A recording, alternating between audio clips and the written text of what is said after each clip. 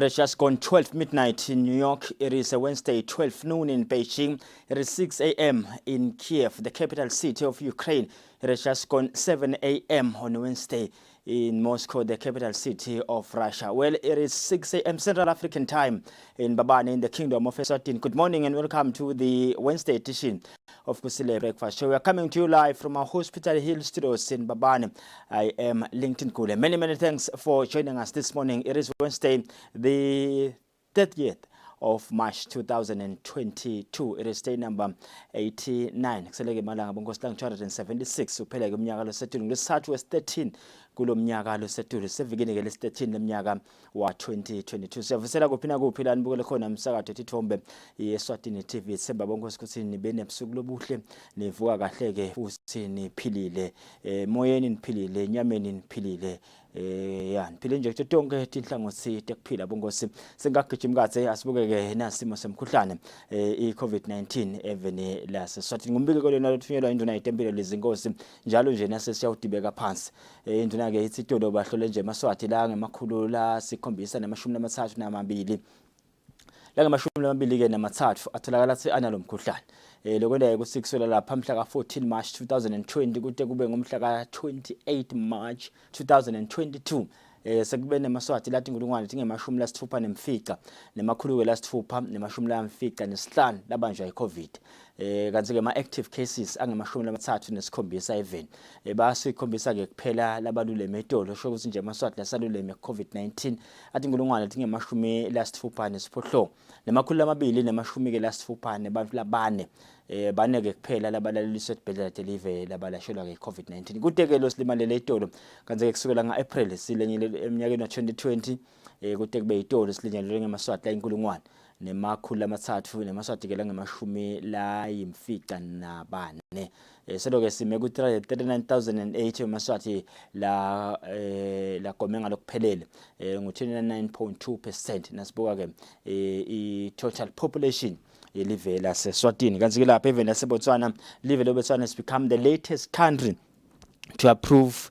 kusetshenziswa ko-Covax vaccine kanti ke bathi ngeminyaka wa2026 bahlela ke ukuthi babe sebayikhicida ke le vaccine le kungimanje nje kuna 10 million amadoses leseka administriwe khona lapha even laseBotswana. So ke imitamo yayo iAfrica ukuthi ke igcine nanayo ikhicitela ma vaccines ekuvikela yona ke iCovid-19. Kanti ke sitawuva ke nenzaba njoba live leSwatini bese ke liyayiqekisa imigomo yekuvikela wona lo mkhuhlane lona letinqolwane lebetikhona nafuna kuphuma uye kulamanye amave emhlaba sethi susiwe ke kepha ke sayidlala inkulumo yonke yemhlonishwa nduna nkulu bonkosi la ithuleke itolo nakugabanga nje insimbi yesithupha utavalo ukuthi sesitayisebela njani ke inzaba yeCovid nguphi lesekususiwe nguphi loseloku khona enzabeni kuvikela yona iCovid-19 imbile ngena ke elangeni le36 lomhla emkhathini weRussia neUkraine ichubekile tinkhulumo enhlodo lopha live leTurkey Istanbul baholi noma ke tindvuna tembuso tangephandle talamavela sinseka kweRussia neUkraine tibambile ke tinkhulumo iRussia ke ibese seyithi itawasusa emasotsha laseKiev nasenyakatho nelive leUkraine itawehlisa lelinani lawo litawehla ngendlela lesimangaliso kanti ke live leUkraine nelive leMelika lithi cha lesinyathelo seRussia akusiko nje ukuthi basusa lamasotsha ukuthi mhlambe sibafuna ukuthi kube nekuthula yini kepha ke i-repositioning bawasusa la bahamba bayohlanyela kulenye ingcenye kanti ke titabe tichubeka leto tinkulumo evena ingaselangeni nalemuhla kanti ke live lePoland lichayeke umthetho ukuthi liyakumisa kungena kwemalahle lachamuka khona even leRussia njengoba belithenga ke malahle lamaningi njengoba bakhicita gas basebenzisa yona imalahle sekuvaliwe ke lo kanti ke na president walo live le Ukraine President Zelensky ubheke ukuthi address iAustralian Parliament langeni lakusasa ngensimbi yemfitabe kwinsimbi yemfica ekuseni even leSwatini kanti ke khona le eAustralia kutabe kwinsimbi yesikhombisa ekuseni leto ke bonkosi letinye nje letendeka ke emhlabeni kanti letindzaba mnyeni ebholeni netinyawo sekatholakele ke emavela sihlanu latawumelela livekati le-Afrika enzebeni yemhlaba litawudlalwa ke November December lapha eveni lase-Qatar. Live lekuqala live le-Senegal lishaye ke live le-Egypt kuma penalties itolo. Sadio Mane ushaye penalty le baniketeke lithikithi lekuthi bagibele indiza machine balibhekise e-Qatar. Kanti ke linye live lingenile live leGhana lidleke ngelingana nga 1-1 nelive leNigeria. Ngenza ba ke yalemthetho emagoli kusina ushaya igoli ekuhambeni unikota ke lelinye ya indzaba leyo indzaba ngoba lapha nje ku-Champions League kwasuswa le ndvo leyo kwathiwa ngeke kusasebenza lo sinawushaya igoli ekuhambeni bese ke so nangabe nidlale ngekulingana so wena so uyawina kusasebenza ke la eAfrica ngiko ke lekuniketa iGhana lelithikithi ukuthi ihambe iye lapha eveni leQatar. Lenye live likhona live leTunisia live le Morocco likhona kanye ke nelive leCameroon ke ingenile ke nayo njengoba bedlala nelive leAlgeria bakhonile sibanqobe bayongena ke khona nabo bashaya igoli ekuhambeni lokubenda ukuthi babe semathubeni ukuthi bakhonile sibaye lapha eKhathanga ngona ke maqembu bonke satawumelela livekati leAfrica lokho ukuthi akekho Mohamed Salah akekho Riyad Mahrez lo dlalela ke iqembu le Manchester City lapha kwindzebeni yemhlaba ngeke azabe khona bonke sisibathola imarket yana sibuya sazanza bathe cala talo mhlekse.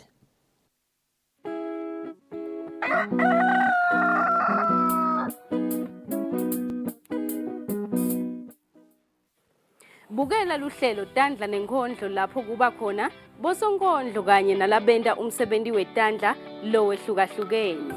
Kuningi lo dokufundza kulolu hlelo njengobe utawubona ukuthi tiningi tindlela tekwakha imali nekutiphilisa. Hlanganyela nami Fortunate Mabuza njalo ngelisonto nga 5:30 ntambama eluhlelweni Tandla nenkondlo.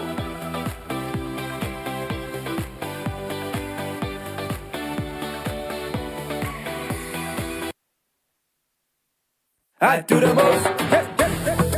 Watch local TV on the go with the Eswatini TV app for only 20 emalangeni. Come on. Do the most with Eswatini TV app. Download from Google Play Store or App Store. We're good together. Everywhere you go, MTN.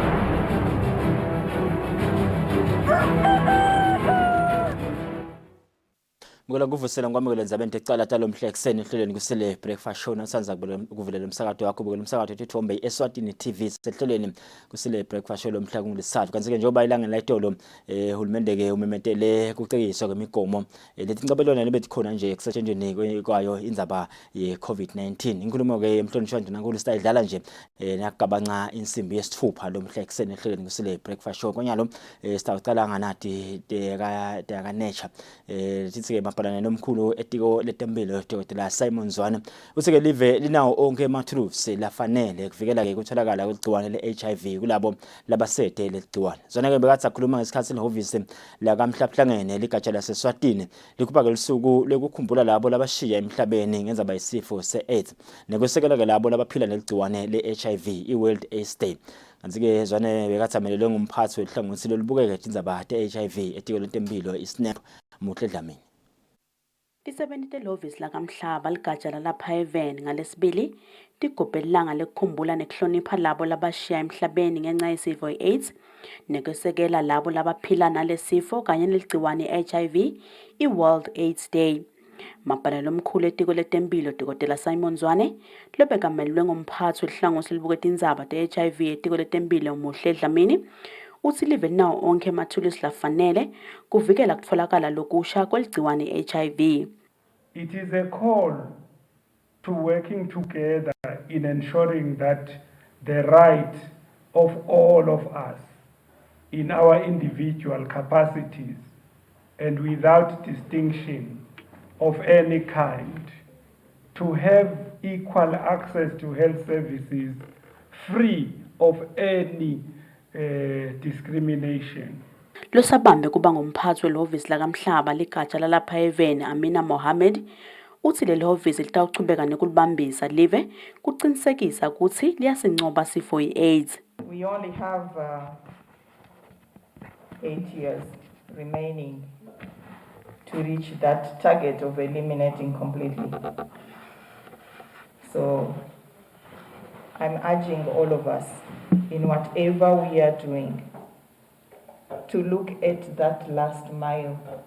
Umcondzisi welibandla libuketa indzaba te-HIV iNature Khanya Mabuza uthi live lisatsinga kucinisa tinhlelo tekunciphisa kwanza kuligciwane i-HIV kubantfu labasha. We find that there are a high number of new infections, primarily driven by the COVID restrictions. Mainly, the major driver was that schools were closed for extended periods, and that resulted in the high number of teenage pregnancies. And by proxy, once you have high number of teenage pregnancies, you must know that there was unprotected access. Apart from the pregnancy, then there are other problems. And confirming so, we found that the number of new infections were very high. Umbiko wenhlangano kamhlaba lebuketa indzaba tesifo i-AIDS i-UNAIDS uveta kutsi kule minyaka lengamashumi solo sacala sifo i-AIDS batigidzi letingamashumi 36 million bantfu mhlaba wonke labashile ngenca yaso lesifo. Kanti labaphila leligciwane i-HIV batigidzi letingamashumi 38 million. Etindzabeni te-Eswatini TV kubika samkeliswe khoza ngina-Fabrice Simsonera eMbabane. Mapalala omkhulu etiko letemfundo September kama uthi-ke live litsinga kubanjiswa tinhlangosi tetahlukahlukene kuthi abafundi esikoleni banikedwe imfundo lesezingeni lelisetulu lemfundo isebenziswe ekuthuthukiseni lona live. Kama bekathi akhuluma ngesikhathi avula ngalokusemthethweni umhlangano omkhulu wekuqala wabothishela wetinhlelo letichithwa ngenhlangano yaka UNESCO. Kama ke bekamelelwe ngumcondzisi wetemfundo Dr. Lenhle Dlamini. Inhlangano kamhlaba lebuketa indzaba temfundo te-science kanye nemasiko i-United Nations Educational, Scientific and Cultural Organization UNESCO ibambe umhlangano wekucala ngcawe tikolwa nemakolisha lapha eVeni latibophelela kutsi atawusukumisa tinhlelo letihambelana nekufeza amagola kamhlaba entfutfuko lekhonsako ngaphansi kwehlelo labo i-Aspinet. Akhuluma nakavula lo mhlangano mapalala omkhulu etiko letemfundo September kama lebekamelwe ngumcondzisi wetemfundo Dr. Lenhle Dlamini uthi tikolwa ngaphansi kwalolu hlelo lingalisita live ekuletheni imfundo lekhonsile. As a ministry, we recognize Aspinet as one of the initiatives that assist us see how we manage the ESD pillars. ESD for education is a framework mainly in curriculum development, where we actually ground all what we teach, we ground it on ESD. All these pillars are very important. Climatic conditions have been touched upon, issues of the environment have been highlighted. That is saying to us, education without planting that seed that will live for a long time and allow the next generations to find it is as good as useless. Umphathi welovisi laka-UNESCO Phumzile Hlophe uchaze kuthi lolu hlelo lusebenta njani. UNESCO established the Aspinet network with the aim of encouraging schools worldwide to educate students on issues related to UNESCO's overarching goals and promoting peace and international understanding, as our slogan goes. Kwanyalo tingamashumi tikolwa nemakolishi latibophelela ngaphansi kwalolu hlelo lwaka-UNESCO kanti lapha eVeni luqale ngeminyaka 1994. Etindzabeni te-Eswatini TV kubika samkeliswe khoza nginavuma inkosi Nsinisa Kamanzini. Lokungiseleke inhlangano yamavala abamhlophe kuleli Desislava Shumelova uthi-ke kubalulekile ukuthi bamlabasha bakuleli bafunzi ikakhulukazi bakhulumisane ngekuthula lokutawenda ukuthi leto tingcoco tikhone kuba nemthelela lomuhle ekuthuthukiseni live. Shumelova beyakhuluma ke emhlanganweni nebamlabasha betinhlangano letidimele letahlukahlukene lapha eVeni. bantfu labasha betinhlangano letahlukene letitimele bebahlangene kubuka umkhombandlela walenhlangano kanye-ke nekubuka tinkinga bantfu labasha labahlangabetana nato. Lonxusele inhlangano yemave yalabamhlophe kuleli Da Silva Chumelovo uthi bantfu labasha badzinga kufundza kucocisana kude batewukhona kuphuma nemakhambi etinkinga lababhekana nato. Everybody has a role to play in the development in the country, in building a better society, in rebuilding the economy that was badly hit by the pandemic, by COVID, also after the civil protests last year. So everybody has a role to play, and in Eswatini, 73% of the population is young people. So, of course, they have a big role to play. It's their future, and they need to have a say in their future. The purpose is that they start talking, learning to discuss among themselves, joining together to put the issues forward. At the moment, government is looking at ways to implement the youth policy. So there is an action plan in the making. Lisekela lelisha lalenhlangano yebantfu labasha sizwe Vilakati lithi bantfu labasha bakuleli banenkinga lefaka ekhatsi kuselakala kwemsebenti. But letibonakala kona letiphathekako letenda abantu labasha bangakhoni kuba abantu labasha even ngalokuphelele.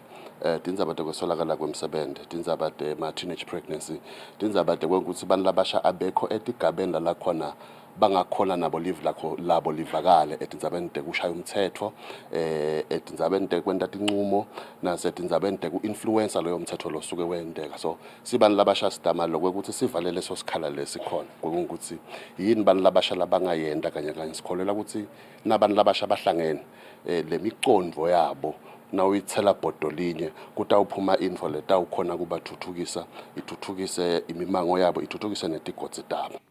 Lenhlangano inhloso yayo lenkulu kuniketa bantfu labasha litfuba lekuthi bakhulumise tindzaba letibakhinyabetako baphindze futsi bakhone kusukumisa imisebenti yekutiphilisa. Etindzabeni kubika Sondomlangeni, Inagiyani Msibi, Ezulwini. Umphathi wesifundza sakaHhohho uMthanenkosi Tsandzile abambisene nelibandla letekuhlela umnotho sekuhlanganise bobabe likhulu bakule sifundza sakaHhohho. Kulomhlangano bekathe kubukwa ukuthi ingathuthukisa njani imiphakathi yakule sifundza kulomnyaka wetimali wa 2022-2023. Kulomhlangano kubuketwe tinsaya letikhona imiphakathi letibambelela intuthuko lokufaka ekhatsi indzaba yokuhlukubetana ngakutebulili imibango kuswelakala kwemanti kanye nasandanezwe lolimata nyukubete imvelo. Umthanenkosi Tsandzile uthi kuti live liqhubekele embili kufanele sitati imvelaphi yethu nebungitsi bethu singemaswati. Umhlangano lesinawo besicelelwe ka-economic planning bacele bobabe tikhulu nebantu abenkosi lababuka umbango kaHhohho ukuthi bakhulumisa ngendzaba yokuthi sebayakwakha i-National Development Strategy lensha ngoba lele beyikhona iyaphela kulomnyaka lophelayo. So ukuthi bachubekele embili bakhulumisele nabo babe thathe bafake imigo yabo nabo ukuthi makuchubekele embili babona ukuthi kungabukwatiphi tindlela babuke tinhlangothi letinengana-ke babuke tindzaba temindeni babeka tindzaba tabojenda babeka letindzaba tokuthi umntfwana womfana usalele emuva makhulunywa tindzaba tentuthuko ekuselokuchutshwa umntfwana womfana babuka netindzaba tekuthula netipolitiki eveni ukuthi yini lesingayenda ukuthi sibuyele esimeni lelapho sisuke siphila kuso. Kuningi kakhulu ukuthi singemaswati sikhandla sibobani sithi sibobani masichubeka siyembili sifuna kuba njani sibe ngubani. Yileto nje kuhloko leli khulunyelwa phansi kwakhe phela bobabe bakhethe ukuthi kukhulunyiswa ngilaba ma-consultants. Lokhulumele bobabe tikhulu uMthanenkosi ingangaza uthi lo mhlangano ubasitile obavula emehlo ekubukeni tindlela tekuthuthukisa imiphakathi.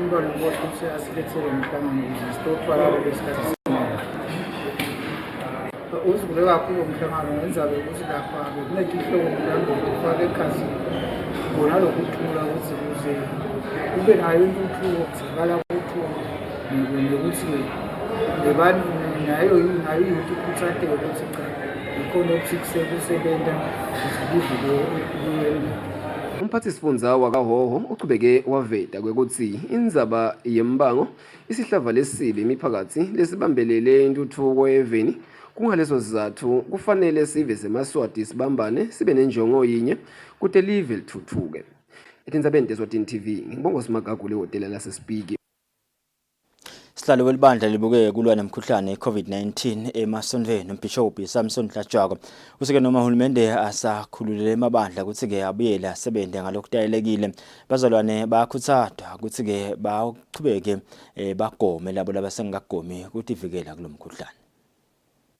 Ngemuva kwekuthi Ndvunankhulu Cleopas Dlamini amemetele ukuthi emasondvo sekangakhona ukufaka linani lebantfu laphambilini nakuchubeka tinkonzo. Sihlalo ke welibandla lelibuke kulwa ne-COVID-19 emasondweni Bishop Samson Hlajwako uthi noma loku emabandla akwemukela ngenfokoto kepha ke sive kanye nebazalwane abachubeke nekugomela lo mkhuhlane.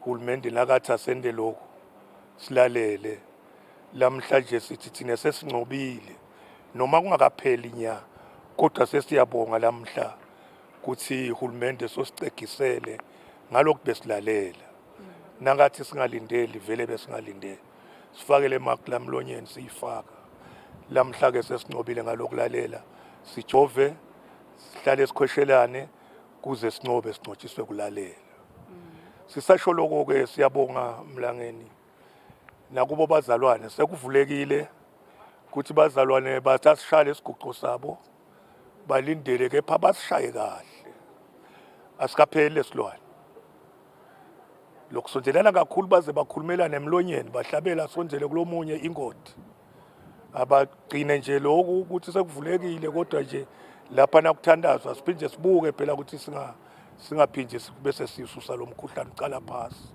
Ndvunankhulu umemetele ukuthi emakholo atawubhekeka ukuthi afake tifonyo ngekhathi emasondweni. Tindzabeni kubika Sonto Mlangeni nginavuma Inkosi Nzinisa eMbabane.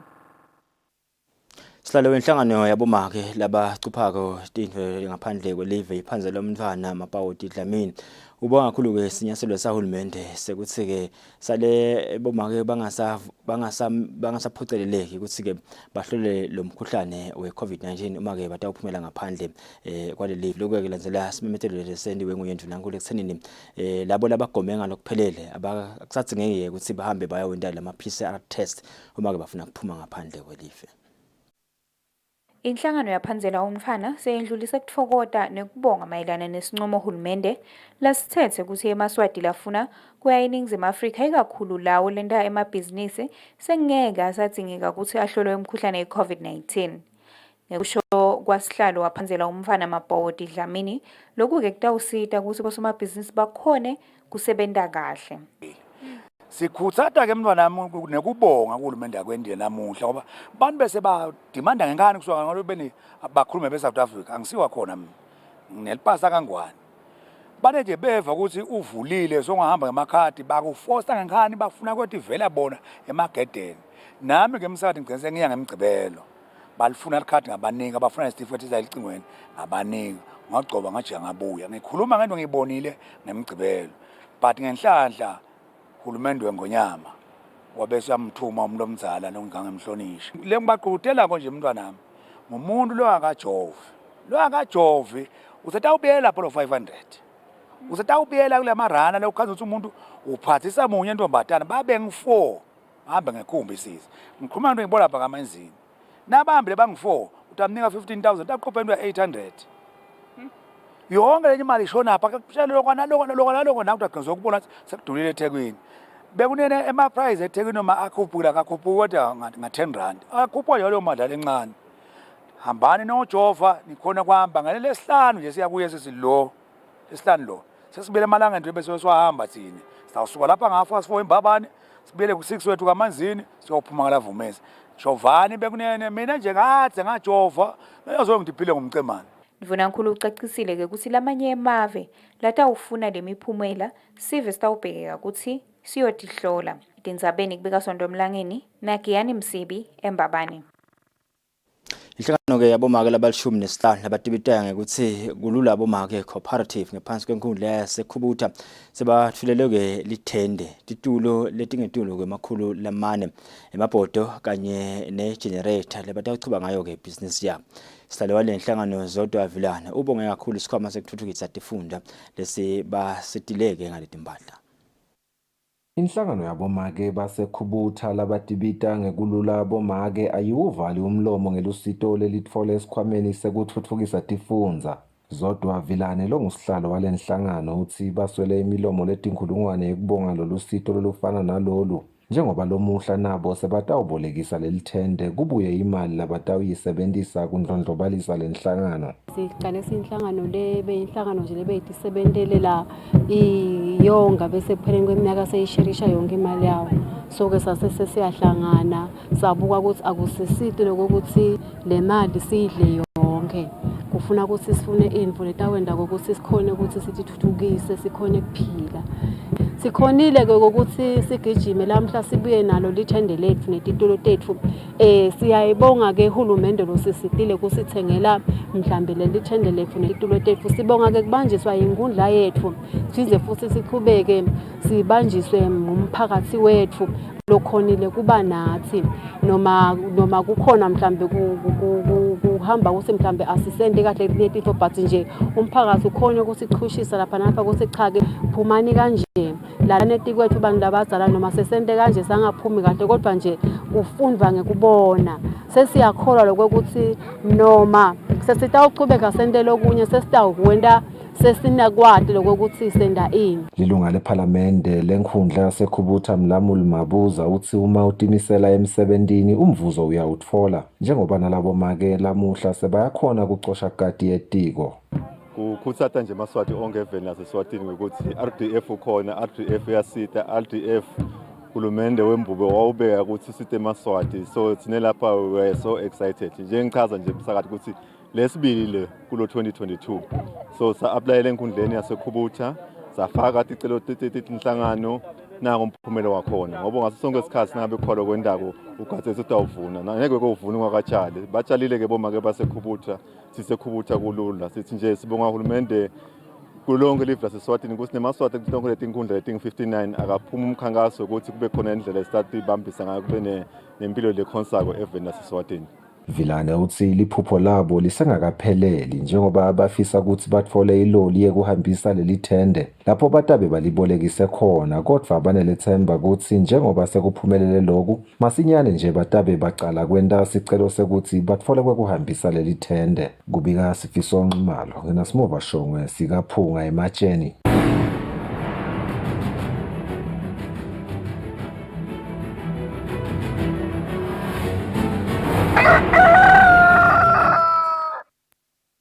Kutemidlalo umqeqeshi weqembu labomake le-Correctional Services uthi ke lokusita leli qembu ukuthi ke lichubeke nekuphakamisa inkomishi necinga nje imidlalo ye-netball kuleli ukuthi balithola lithuba njalo njalo lokuthi ke bangenele imidlalo yangaphandle ikakhulukazi eveni laseNingizimu Afrika lapho khona lo mdlalo sewusezingeni elisedulu sibili.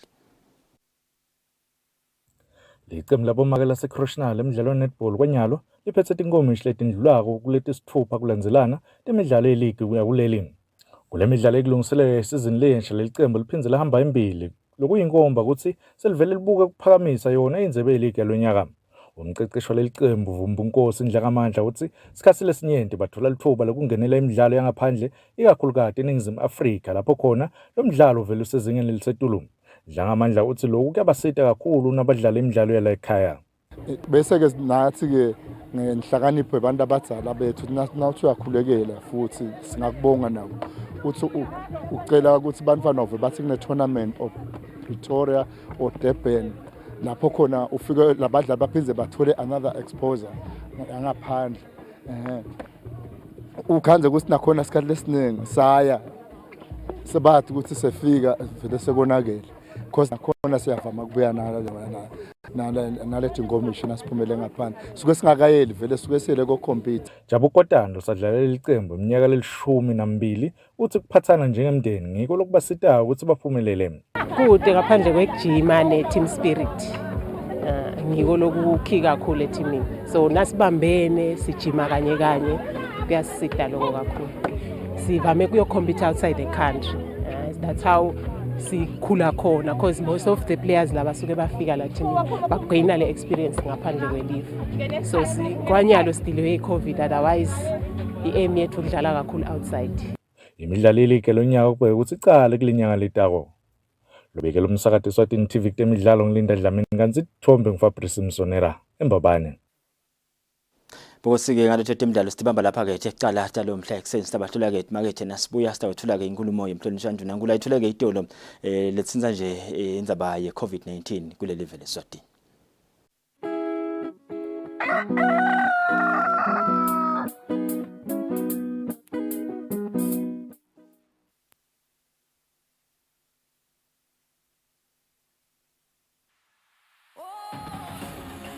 Travel, play and inspire. The all-new season of Buhle is back on your screens with your girl, Nombumelelo Dlamini. Of course, we have a new face in our team, the ever so cheerful Neliswa. That's right, Bumi. This new face is ready for fun and adventure in the beautiful kingdom of Eswatini. I'm so excited to be part of this show in this season. We are the squad that is ready to travel and explore safely in this new normal, the COVID-19 era. That's right. Don't forget to post your pictures on your social media pages and tag us. Who knows, we might just join you on your next trip. Join us and be part of the Buhle squad as we travel, play and inspire every Saturday exclusive to Eswatini TV. You can watch the latest episodes of the show on YouTube or download the Eswatini TV app to keep up to date.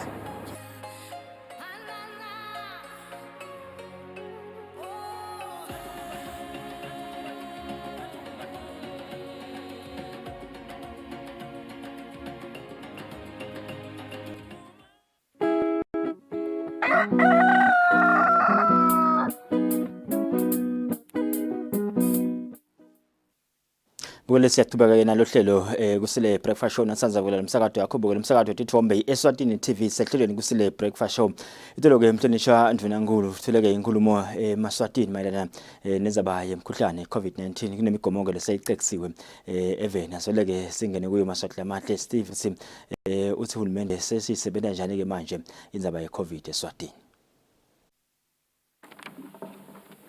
Sinibingeleleni nebekunene. Sisanza ukukhumbuta ukuthi sesicishe sihlanganise iminyaka lemibili solo sahlaselwa ngilomkhuhlane weCovid-19. Kepha umuntu angasho ukuthi solo kuqale lo mnyaka lesikuwo kuleti nyanga letintathu sekukhona timpawu letikhombisa ukuthi simo sesiya ngekuba ngcono. Sekuqale ukuthi gogololo ukuthi kube nema report alabo labasishiyako emhlabeni ngako lokhu ngaso lesifo kanti nema report nje lakhombisa labatholakele banalegciwane nawo asehlile kakhulu sekuhle kuba ngumuntu munye noma babili labatholakalako. Umuntu akasho ke ukuthi kulabo labanemashumi lasithupha kuyetulu lizinga lalabo labatholakele ukuthi basishiyile kulo ngaso lesifo seCovid labonakala ukuthi liphasi kakhulu. Lokho ke kwenziwa ukuthi labo labakuleso sigaba leso labasukela nje ku60 kuyetulu liningi labo ngathi ngetulu kwa70% kwengcenye yesikhombisa kulokulishumi babotholakala ngibo abakhuthalela vele basukumela etulu kulokujova.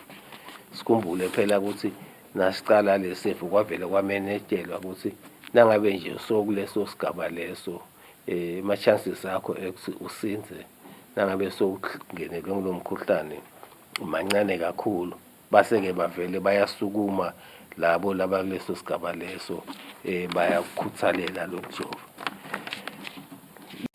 Sikubonile ke ukuthi sekukhona ke netinkhakela kulesifo lesicishe ukuthi lokungasito letimpawu letati khona nasicala kolesifo sekuchaza kubonakala ukuthi sekhona timpawu letitsite letehlukahlukile ngito ke leto timpawu lekangathi umuntu uthi ikhombisa kuba ingoti esiveni ngoba le mijovo nale mithi lesinayo yayakhelwe kulesa sifo kuleli zinga lebelingiswe ekuqaleni.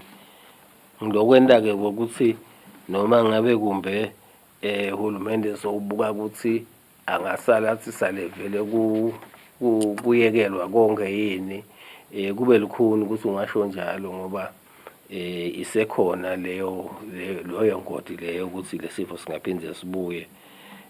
Lokunye-ke lokuphinde kube ingoti kungete kwente singete sakhululeka kakhulu ukuthi kumbe singaphakamisa ngilokuthi sive vele sisengakakhuthaleli lokujova le level noma leli zinga lebantu labajovile lisesephasi kakhulu. Nasohlanganisa nje sive sonke sila kubo 29%, lokusho ukuthi sisengakefiki ngisho ehafini yalabantu labakhona. Nangabe-ke sesifike ehafini noma sesifike kubo 70%, kuyabe sekuyathembisa lapho ukuthi nelizinga lekuthelelana selitaba lincane kakhulu. Kepha-ke noma kunjalo uhulumende ukhanze kufanele ukuthi kube khona lapha kucekiswa khona ukuze kusibantu bakhone kuhamba ngekukhululeka, bakhone futhi nekuqhuba impilo nekuthi sebentela nje lokungahle ukuthi-ke sikumemetele.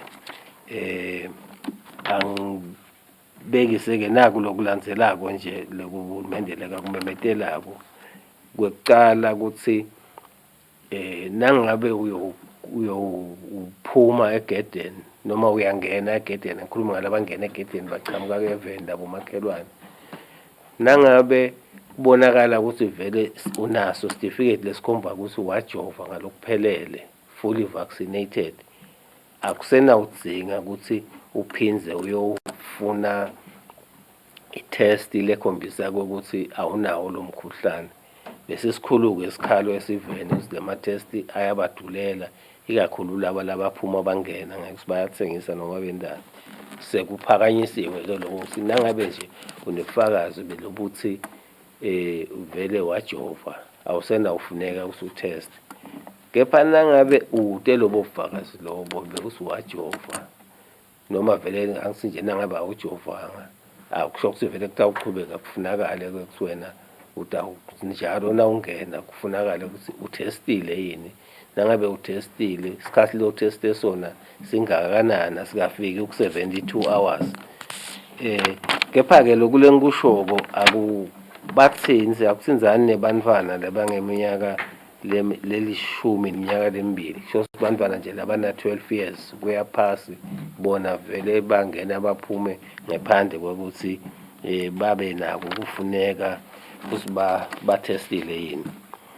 Lokunye-ke lokucekiswa kancane kulokugcokwa kwema-mask njengoba niwafakile nje. Lokugcokwa kwemaski-ke nangabe uthi hambela nje lapha ngephandle la kuvuleke khona nibabili nibathathu, sekutaba bethe isidzingo sekuthi ningabe nifake imask. Kepha nanisemcimbini nibanengi, ngiyabekisa nje nisemcimbini vele nihlangene nibanengi noma imisebenzi nje lapha nathi khona sibantu bahlangana noma ngemishado, lapho-ke kuyakhuthateka, kutawufunakala futhi ukuthi umuntu ayifake imask ngoba phela lapho sewusemkhambathini la ungahle uyithole khona. Noma-ke noma nini nje noma uwedwana noma ukuphi, nangabe udiva ukuthi ungathi awudiva kahle noma nomkhuhlane, nakhona imask itawufuneka. Noma-ke na uyogibela ibhasi lapho utawuhlangana nabantu khona, vele imask itawufunakala. Imask itawufunakala futhi netindzaweni letinye nje nawungena etitolo lapha kuthengiswa khona, ikakhulu nje etitolo ema-supermarket lapha kunekudla khona, vele imask nawungakayifaki batakujikisa, itawufunakala. Angisho njalo nje ngihlabe ngenhloko ukuthi ukugqokwa kwemask kutawufunakala. Konke nje lapha ungathi khona akukho ngaphandle kungekhathi imask noma kusekhemisi noma kukuphi noma kwadokotela imask itawufunakala. Lokunye-ke lesingakumemetela futhi ukuthi etindzaweni emasontfo satawubuyela vele asebenze njengoba kwakucala satawusebenza operate nge-full capacity nangakubeka ngesingisi. Kepha-ke nabala ikhathi esontweni kutawufunakala ukuthi bayifake imask ngoba phela esontweni kuyahlashelwa kwenziwa lokho nalokho. Bafunze futhi bahlalelane bucalo. Kepha nje akusenaba khona letincabekelwana ukuthi kufuna emalanga abe mangaka.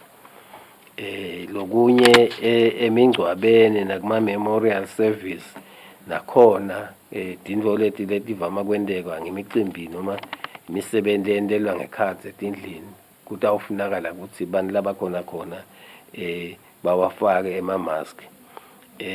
Siyathi-ke ukuthi kwakumenyetelwe ukuthi imilinzelo nekufukama bekusemisiwe esikhashana lesinenge. Nako-ke loko sekutawuvumeleka ukuthi bantu bangachubeka bayende imilinzelo baphindze bakwende nako loko kufukama. Kepha-ke konke loko kutawufunakala ukuthi vele labo lapho kuleto tindlu leto bafake emamask. Kutawufunakala nje impela ukuthi kube khona kugcokwa kwemamask. Siyethemba-ke ukuthi lokhu lekumenyetelwako sive sitakulalela singathathi ngekuthi kumbe sithi lo mkhuhlane sowuphelile awusekho.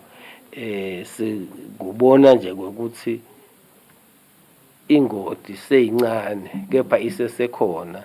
So ngiloyo naloyo ukhutsateka ukuthi aticaphelelele. Ikakhulu esigcizelelako bantu abahambe bayojova. Naku njenyalo nangabe njengoba sisho nje sinawungakajovi utawucitsekela imali leningi nangabe uthi uyophuma egedeni, kanti lo jovile utawuphuma nje mahhala akhiphe certificate sakhe. Ngingako-ke sokukhutsata nakwekuthi-ke utivikela wena ngalokujova wendlela kwekuthi nakwentekile wahlangana nemlulwana lesifo wakuthelela ungete waba nekuphatheka lokumadima.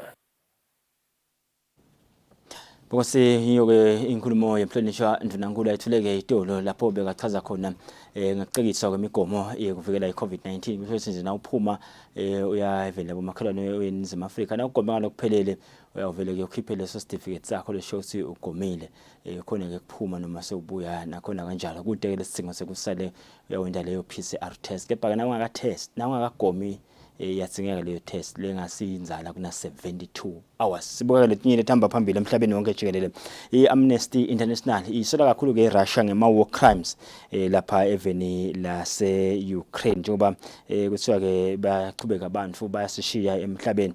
Isike lesimo lesichubeka lapha e-Ukraine sifana ncamashi naleso lebesendeka eveni lase-Syria.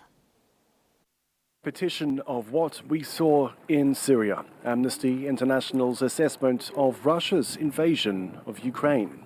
In its latest report on global human rights, the organization accused Moscow of war crimes. Amnesty International has been documented indiscriminate and most probably deliberate targeted of civilians. The humanitarian corridors are not working. People who are trying to take them may be trapped. So all in all, what the situation is amounting to is definitely very close or possible war crimes. In its report, the rights watchdog urged reforms as multilateral institutions such as the UN Security Council failed to stop global conflicts, which it says emboldened Russia to invade Ukraine. We are talking now frankly of an insecurity council. Throughout 2021, the Security Council has been unable to address conflict in Myanmar, in Ethiopia, in Israel, paving the way in many ways to the insolence of Russia, to its aggression. On coronavirus, 2021 was a story of betrayal and hypocrisy. Rich nations pledged vaccine equality to help rein in the COVID-19 pandemic, but while vaccination rates in Europe exceed 70%, Many in low-income countries are still yet to receive a first dose. 2021 is the biggest betrayal of the people. Remember, in the early months, we're gonna build back better.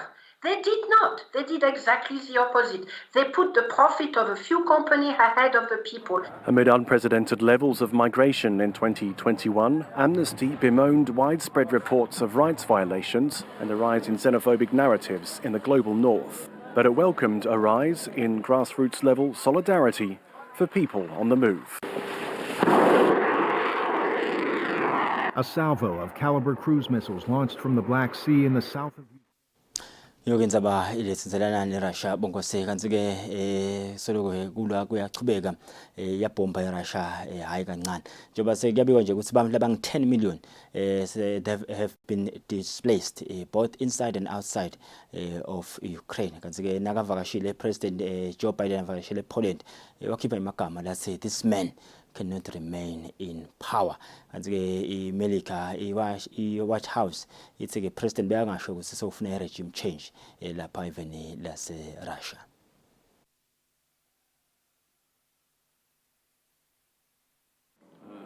After 3 days of lengthy meetings and delicate negotiations, firm agreements and fervent promises, it all came down to 9 words about Russian President Vladimir Putin. For God's sake, this man cannot remain in power. Back in Washington on Monday, Biden defiantly defended his words, but clarified his intent. I'm not walking anything back. The fact of the matter is I was expressing the moral outrage I felt toward the way Putin is dealing in the actions of this man. Just brutality of it. Half the children in Ukraine. I just come from being with those families. But I want to make it clear, I wasn't then, nor am I now, articulating a policy change. I was expressing the moral outrage that I feel, and I make no apologies for it. But analysts say this is dangerous talk for American diplomacy.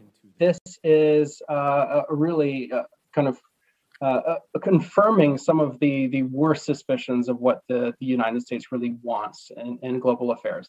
I think in terms of the reactions from other countries around the world, the comment was unwelcome. We certainly saw a reaction from other European partners clarifying that the United States should not and cannot be using this kind of escalatory language. And so I think, unfortunately, the comment is one that is going to reverberate still for a number of days and weeks. Biden, who said he was moved by Ukrainian refugees he met in Poland, stressed that he was not threatening Putin with regime change. I was expressing my outrage. He shouldn't remain in power. Just like, bad people shouldn't continue to do bad things.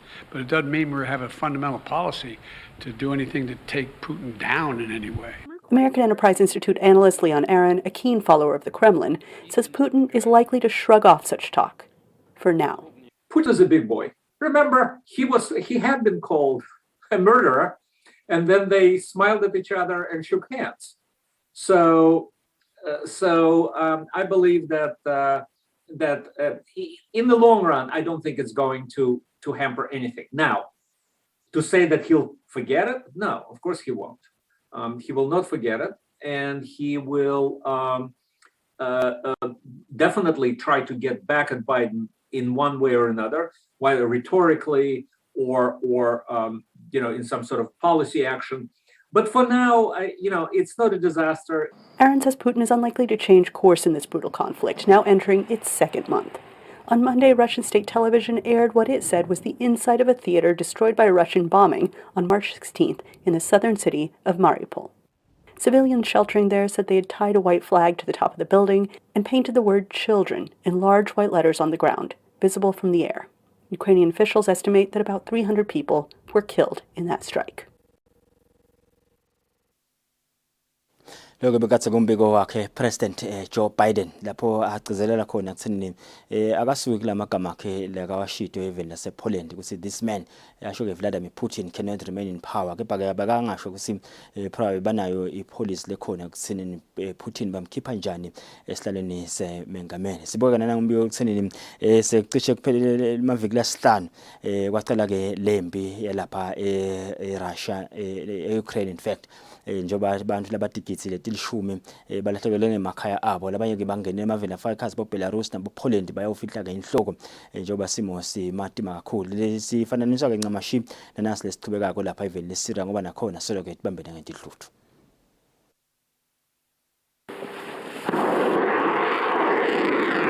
A salvo of Caliber cruise missiles launched from the Black Sea in the south of Ukraine as Russia's war on its neighbor enters a second month. The Russian Defense Ministry claims it fired upon infrastructure of the Ukrainian armed forces. Meanwhile, in the Ukrainian city of Lviv, firefighters work to extinguish a blaze at fuel storage facilities hit by Russian cruise missiles. The next day, people seek comfort and prayer at Lviv's Church of the Holy Eucharist. Russia's invasion of Ukraine was the focus of a speech delivered by President Joe Biden in Poland's capital, Warsaw, on Saturday. Ukraine will never be a victory for Russia, for free people refused to live in a world of hopelessness and darkness. We will have a different future, a brighter future, rooted in democracy and principle, hope and light, of decency and dignity, of freedom and possibilities. For God's sake, this man cannot remain in power. The president's speech capped a 4-day trip to Europe where he visited members of the 82nd Airborne Division and Ukrainian refugees in Poland. The White House later clarified his off-the-script comments, saying Biden was not advocating regime change in Moscow, and other U.S. officials made clear Sunday that is not Washington's policy. Anytime you say, or even as he did, suggest that the policy was regime change, it's going to cause a huge problem. This administration has done everything they can to stop escalating. There's not a whole lot more you can do to escalate than to call for regime change. Others say Biden's remark at the end of his speech about Putin should not be the focus. This should not overshadow what was an extraordinarily important and successful trip to Europe, one that the U.S. really led, as it has done so impressively, really, throughout this entire effort, and pulled together, guided, and then ultimately with this speech, it was a very, very strong statement, obviously. As Russian shelling continues, thick smoke fills the air in destroyed residential areas on the outskirts of Kyiv.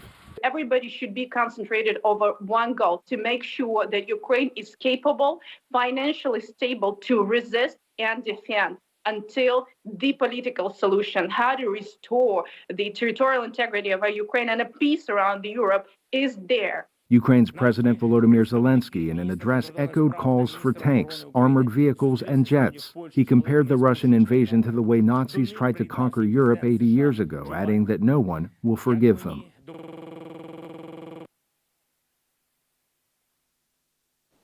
Asiphatheka nathi telapha eveni lase-Ivory Coast njengoba kuthiwa emaqembu abonhloko kayivutha lanebudlelwane-ke ne-Al-Qaeda lekachubekako-ke ugilatike emaveni afakhasi boBurkina Faso sekangeneke eveni le-Ivory Coast lapho nakhona ayabhomba kuthiwa-ke esikhathini zangeminyaka kube nekudubulana nama-attacks la-13 kanti-ke uthi uhulumende wakhona lokhu-ke kucekela phansi imitamo ukuthi-ke kunga-recruitwa i-youth lengasebenzi njengoba kwangazi ukuthi basha labangasebenzi ikhanza-ke sebawelela etandleni talabonhloko kayivutha sebashwena lawo maqembu lawo. The Basilica of Our Lady of Peace in Ivory Coast's capital, Yamoussoukro, was built in part to memorialise former President Félix Houphouët-Boigny. For many Ivorians, his 33-year rule represented a period of stability. After his death, a conflict between North and South split the country in two until 2009. Today, once again, armed groups in the north, this time linked to Al-Qaeda and Islamic State, are carrying out attacks. Father Frank Alatin is the rector of the Basilica. He told VOA peace is an essential part of Ivory Coast culture. If you want peace, you should prepare war. And our first president, Félix Houphouët-Boigny, thought otherwise. For him, if you want peace, you should prepare for peace. And the way of preparing peace is working on the mind, the heart of people. In January, the Ivorian government announced it would spend $55 million on a job creation program to win the hearts and minds of young, unemployed men in the north who they say are more vulnerable to recruitment by terror groups. The government analysed the situation and understood that it was necessary to provide an economic response, a social response to this phenomenon.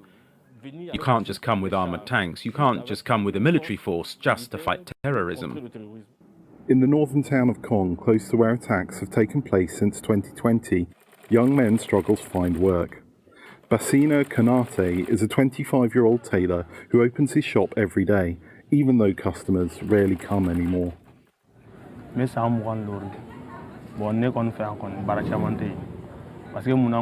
For me, there is not enough work here. I say this because it is true that there are many people who went to school, but as soon as they get their baccalaureate, they go to look for work elsewhere, because there is no work here.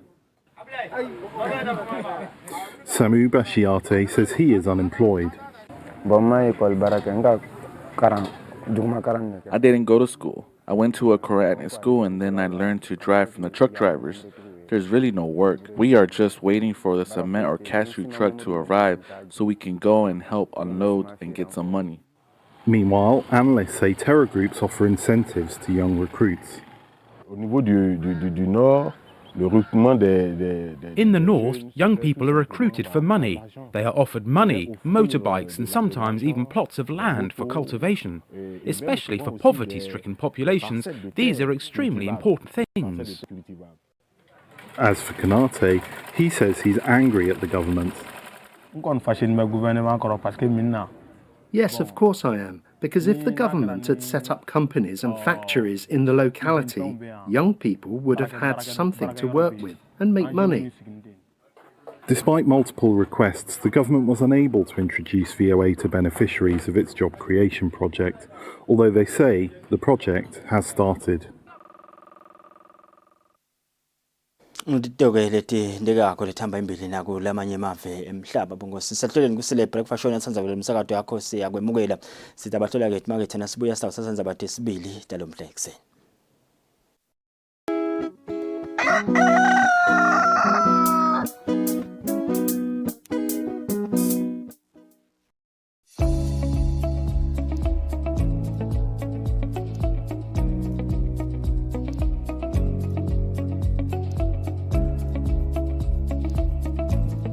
Sibongena mnedi makhe. Hawu. Bakuphi laba emgwaqweni nabo makalapha enhloko? Angibadi ade bava. Kepha ke kubukeka ngazuthi ngilaba labavama echemical emibhobho ye network lapha eNtsave. Kuboba kuhle akusibona balabeta nabo 5G labathi sifakela nanga umkhuhlane weCovid wena ndvuna. Kanti cha wena Thabethe. Le ukuthi 5G uletha iCovid-19 akukhona kancane nje lokho. 5G utelekutolethela thina intuthuko kuteqhumana. Litubane la 5G ku internet. Umbone. Usho. Siba lo sikhomba ukuthi sebaningi kakhulu abantu abasebenzisa i-internet. Kangangoba le network lekhona sayehluleka. Ngakho ke lo 5G kufanele ukuthi abe khona asebenze. Mina ngiyajabula nje nangabe kungilo 5G lo. Ngaba sebatasita nakunaba abantu abethu labadikhanza sebafunza lamakhanga bongqondo womshini. Bahletile amakhaya. Tidzingo telive te-internet itimihibahiba. Abakhoni nje bantu inqumbi kusebenzisa i-internet ngasikhathi sinye ngaphandle kwekhinya beteka. Wangikhaka ngakuva ntuna yami. Uyabona lo 5G utelekto sita thina. Kodwa sithi vekele ku-COVID-19 kumele silalele betempilo. Sigeze tandla, sifake tifonyo, sigweme tiquku. Siphindze futhi sisebenzise le tebuchwephesha lapho teqhumana. Lo mlayeto ulethelwa ngumlawuli wetekuxhumana eSwatini, i-Eswatini Communications Commission.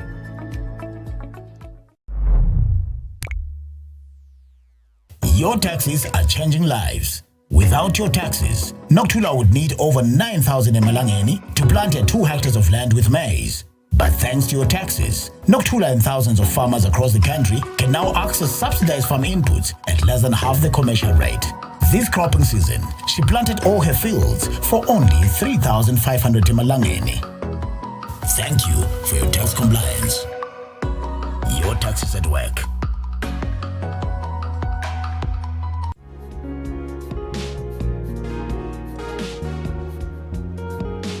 Ngesimphathi.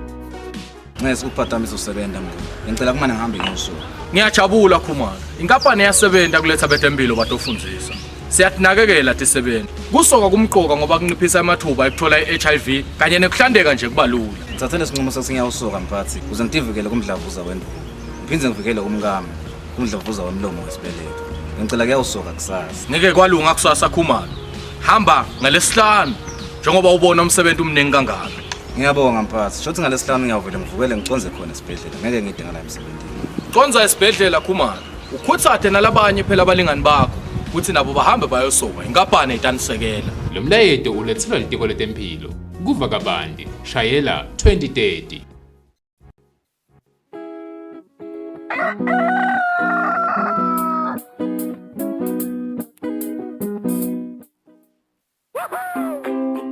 Pay your TV license quickly and easily with MTN Momo.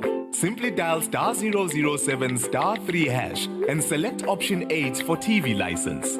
Enter your national ID number as your reference and the amount you wish to pay. Then enter your PIN to confirm your payment. Once your payment has been made, you'll receive a confirmation SMS of your payment. If you're a first-time payer, you get another SMS for your TV license. So legalize your entertainment from the comfort of your home. Pay your TV license the easy and convenient way with MTN Momo. Everywhere you go, MTN. I do the most.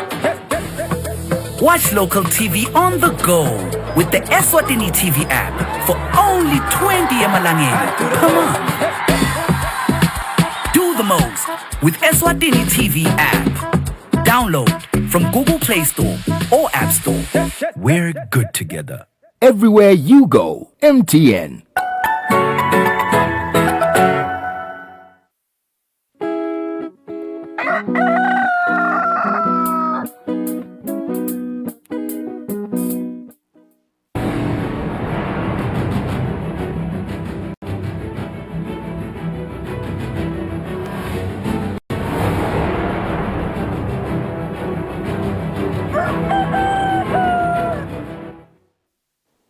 Bukela ngufusela ngwamukele ndzabeni tesibili tjalo mhla ekseni ehlelweni kusele breakfast show libito lami ngiLinkedIn kule.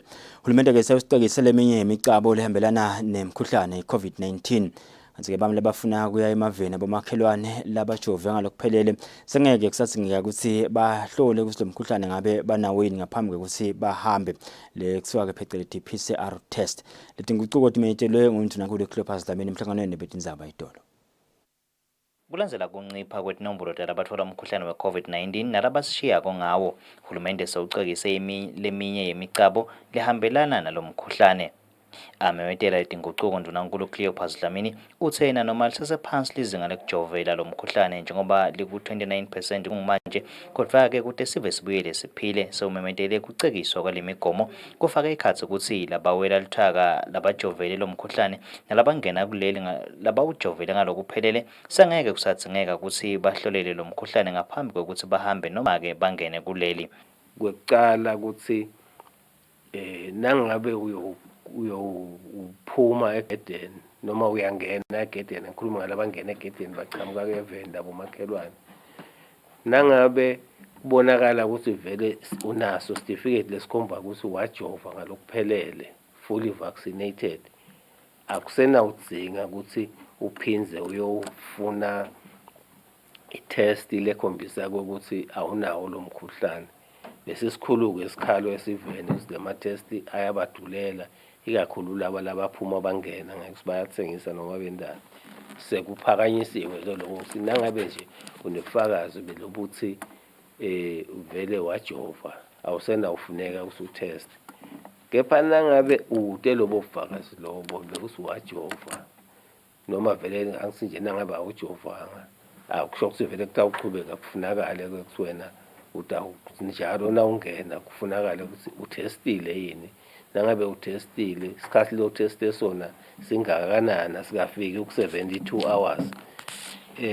Kepha-ke lokule ngikushoko akubathinzi akuthinzani nebantwana labangeminyaka lelishumi neminyaka lemibili. Kusho ukuthi bantwana nje labana 12 years kuya phasi bona vele bangena baphume ngaphandle kokuthi babe nako kufuneka ukuthi batestile yini. Lokunye-ke lokucekiswa kancane kulokugcokwa kwema-mask njengoba niwafakile nje lokugcokwa kwemask ke nangabe uthi hambela nje lapha ngephandle la kuvuleke khona nibabili nibathathu sekutaba bethe sidingo sekuthi ningabe nifake imask kepha nanisemcimbini nibanengi ngiyabekisa nje nisemcimbini vele nihlangene nibanengi noma imisebenzi nje lapha nathi khona sibani bahlangana noma ngemishado lapho ke kuyakhuthateka kutawufunakala futhi ukuthi umuntu ayifake imask ngoba phela so lapho so kusemkhambathini la ungahle uyithole khona noma ke noma nini nje noma wedwana noma ukuphi nangabe udiva ukuthi ungathi awudiva kahle noma nomkhuhlane nakhona imask itawufuneka noma ke na uyogibela ibhasi lapho utawuhlangana nabantu khona vele imask itawufunakala imask itawufunakala futhi netindzaweni letinye nje nawungena etitolo lapha kuthengiswa khona ikakhulu nje etitolo ema-supermarket lapha kunekudla khona vele imask nawungakayifaki batakujikisa itawufunakala angisho njalo nje ngihlabe ngenhloko ukuthi ukugqokwa kwemask kutawufunakala konke nje lapha ungathi khona akukho ngaphandle kungekhathi imask noma kusekhemisi noma kukuphi noma kwadokotela imask itawufunakala kanzi-ke kudokotela Jabulisa Ndvunankhulu nakhona sewuyiphakamisile imicabo yakhona kodwa-ke wagcizelela ukuthi bativikele kulo mkhuhlane imithetho ilandzelwe ekuthengiseni tshwala uthe sekuvumelekile kuthengiswa nekunathwa kwabo ngekhatsi kwalapho kuthengiswa khona ngetikhatsi letivumelekile etindzabeni kubika Giani Msibi ngisamahhovisi netindvuna tembuso eMbabane. Kadzenga kulokunye Ndvunankhulu somemetele ukuthi imilindzelo nekufukama sekutawubuya kube khona kodwa ke kufakwe tifonyo. Ndvunankhulu kuvete lokhu nakacekisa ke leminye imigomo yalomkhuhlane iCovid-19. Etindzaweni emasontfo satawubuyela vele asebenze njengoba ngalokwakwa kwakucala kusatawusebenza operate nge-full capacity nangakubeka ngesingisi kepha ke nabala ikhathi esontweni kutawufunakala ukuthi bayifake imask ngoba phela esontweni kuyahlatshelwa kwenziwa lokho naloko bafunze futhi bahlalelane bucalo kepha nje akusenaba khona letinqabekelwana ukuthi kufuna emalanga abe mangaka lokunye emingcwabeni nakuma memorial service nakhona tintfo letivama kwenteka ngemicimbi noma imisebenzi eyentelwa ngekhatsi etindlini kutawufunakala ukuthi bantu labakhona khona bawafake emamask siyathi ke ukuthi kwakumenyetelwe ukuthi imilindzelo nekufukama bekusemisiwe esikhashana lesinenge nako ke lokho sekutawuvumeleka ukuthi bantu bangachubeka bayende imilindzelo baphindze bakwende nako lokho kufukama kepha ke konke lokho kutawufunakala ukuthi vele labo lapho kuleto tindlu leto bafake emamask kutawufunakala nje impela ukuthi kube khona kugcokwa kwemamask siyethemba ke ukuthi lokhu lekumenyetelwako sive sitakulalela singathathi ngekuthi kumbe sithi lo mkhuhlane sowuphelile awusekho sikubona nje ukuthi ingoti seyincane kepha isesekhona so ngiloyo naloyo ukhutsateka ukuthi aticaphelelele ikakhulu lesigcizelelako bantu abahambe bayojova naku njenyalo nangabe njengoba sisho nje sinawungakajovi utawucitsekelwa imali leningi nangabe uthi uyophuma egedeni kanti lo jovile utawuphuma nje mahala akhiphe certificate sakhe ngingako ke sikukhutsata nakuwekuthi ke utivikela wena ngalokujova. Mapalelo omkhulu etiko letempilo Dr. Simon Zwane uthi-ke live linayo onke amathulusi lafanele kuvikela-ke kutholakala kwegciwane i-HIV kulabo labasete leli gciwane. Zwane beyakhuluma ngesikhathi lehhovisi lakamhlabuhlangene ligatsha lapha eveni likhupha-ke lusuku lokukhumbula labo labashiya emhlabeni ngesifo se-AIDS nekwesekela-ke labo labaphila neligciwane i-HIV i-World AIDS Day. Bekaza-ke yamelelwe ngumphathi wenhlangosi lolubukeke indzaba ye-HIV etiko letempilo i-SNAP Muhle Dlamini. Tisebentite lehhovisi lakamhlaba ligatsha lalapha eveni ngalesibili tigobhelanga lekukhumbula nekuhlonipha labo labashiya emhlabeni ngenxa yesifo i-AIDS nekwesekela labo labaphila nalesifo kanye neligciwane i-HIV i-World AIDS Day. Mapalelo omkhulu etiko letempilo Dr. Simon Zwane lobekamelelwe ngumphathi wenhlangosi lubukeka indzaba te-HIV etiko letempilo Muhle Dlamini uthi live linawo onke amathulusi lafanele kuvikela kutfolakala lokusha kweligciwane i-HIV. It is a call to working together in ensuring that the right of all of us in our individual capacities and without distinction of any kind to have equal access to health services free of any discrimination.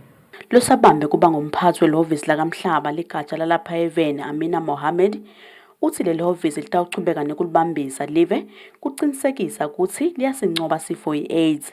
We only have 8 years remaining to reach that target of eliminating completely. So I'm urging all of us in whatever we are doing to look at that last mile. Umcondzisi welibandla libukeka indzaba te-HIV iNature Khanya Mabuza uthi live lisadzinga kucinisa tinhlelo tekunciphisa kwanza kuligciwane i-HIV kubantfu labasha.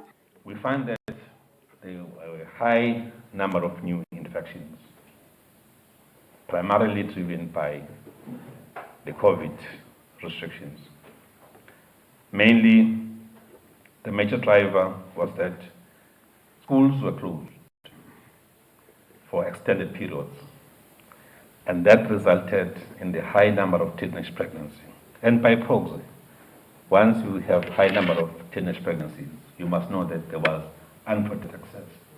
Apart from the pregnancy, then the other problems. And confirming so, we found that the number of infections were very high.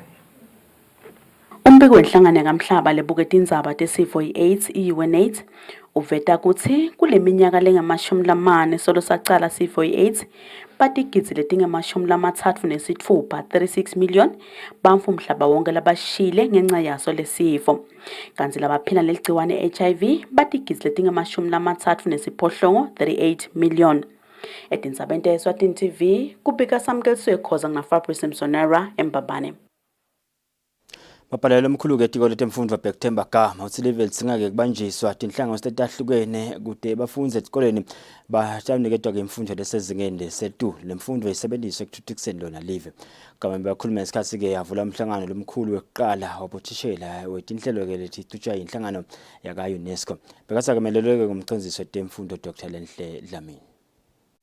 Inhlangano kamhlaba lebukeka indzaba temfundo tesayensi kanye nemasiko i-United Nations Educational, Scientific and Cultural Organization UNESCO ibambe umhlangano wekucala ngcawe wetikolwa nemakolisha lapha eveni latibophelela kutsi atawusukumisa tinhlelo letihambelana nekufeza amagola kamhlaba entfutfuko lekhonsako ngaphansi kwehlelo labo i-ASP.NET.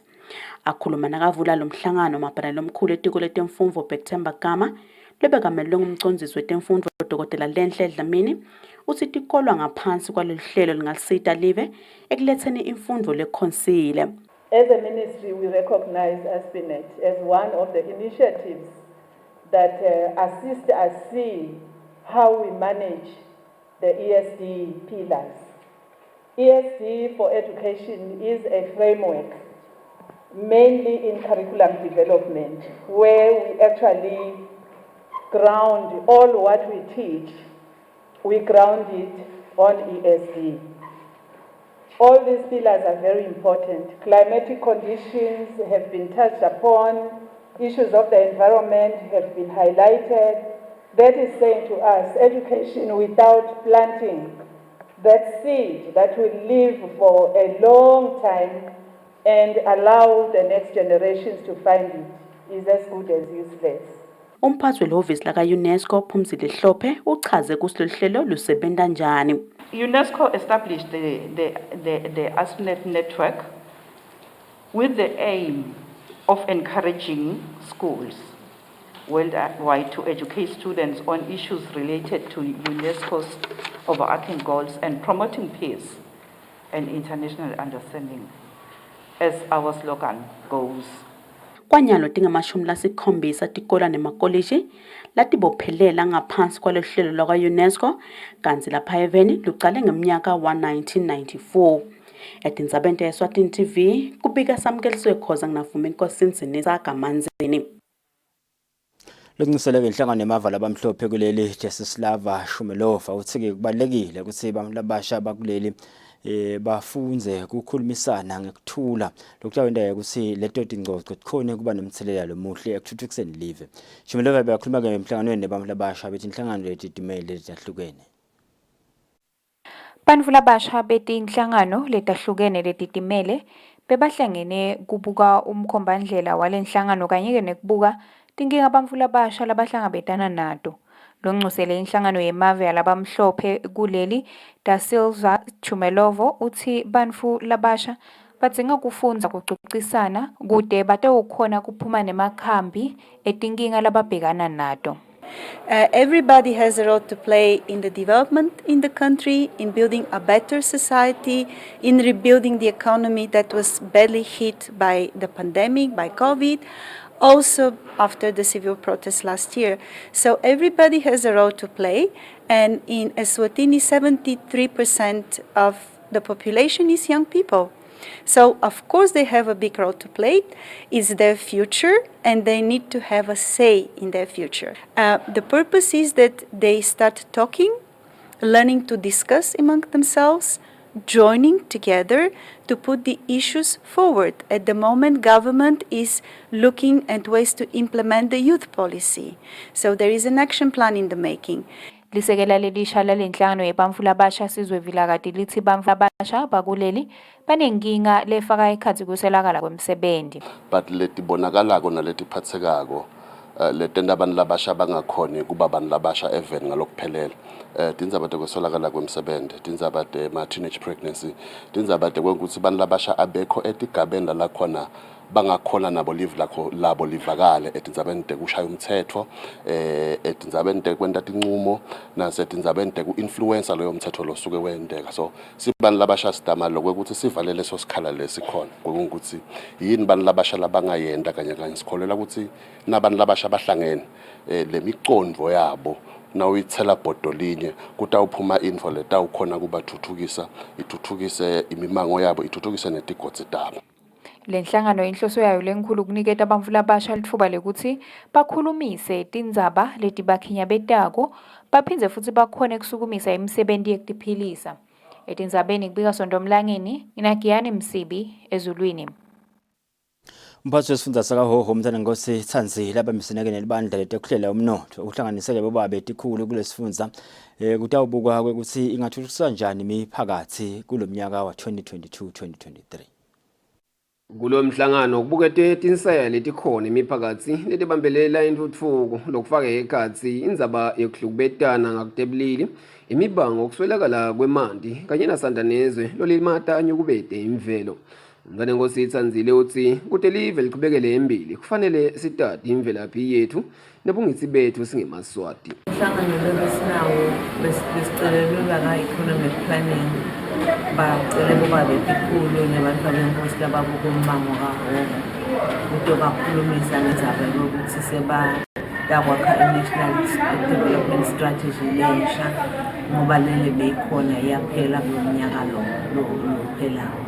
So ukuthi baqhubekele embili bakhulumisele nabo babe kuthathe bafake imigo yabo nabo ukuthi baqhubekele embili babona ukuthi kungabukwa tiphi tindlela babuke tinhlangothi letinengana-ke babuke tindzaba temindeni babeka tindzaba tabojenda babeka netindzaba tokuthi umfana usalele emuva makhulunywa tindzaba tentutfuko bekuthola ukuchutshwa umntfwana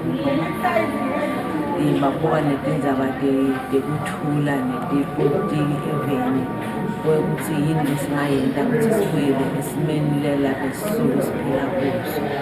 Kuningi kakhulu ukuthi singemaswati sikhandla sibobani sithi sibobani masichubeka siyembili sifuna kuba njani sibe ngubani.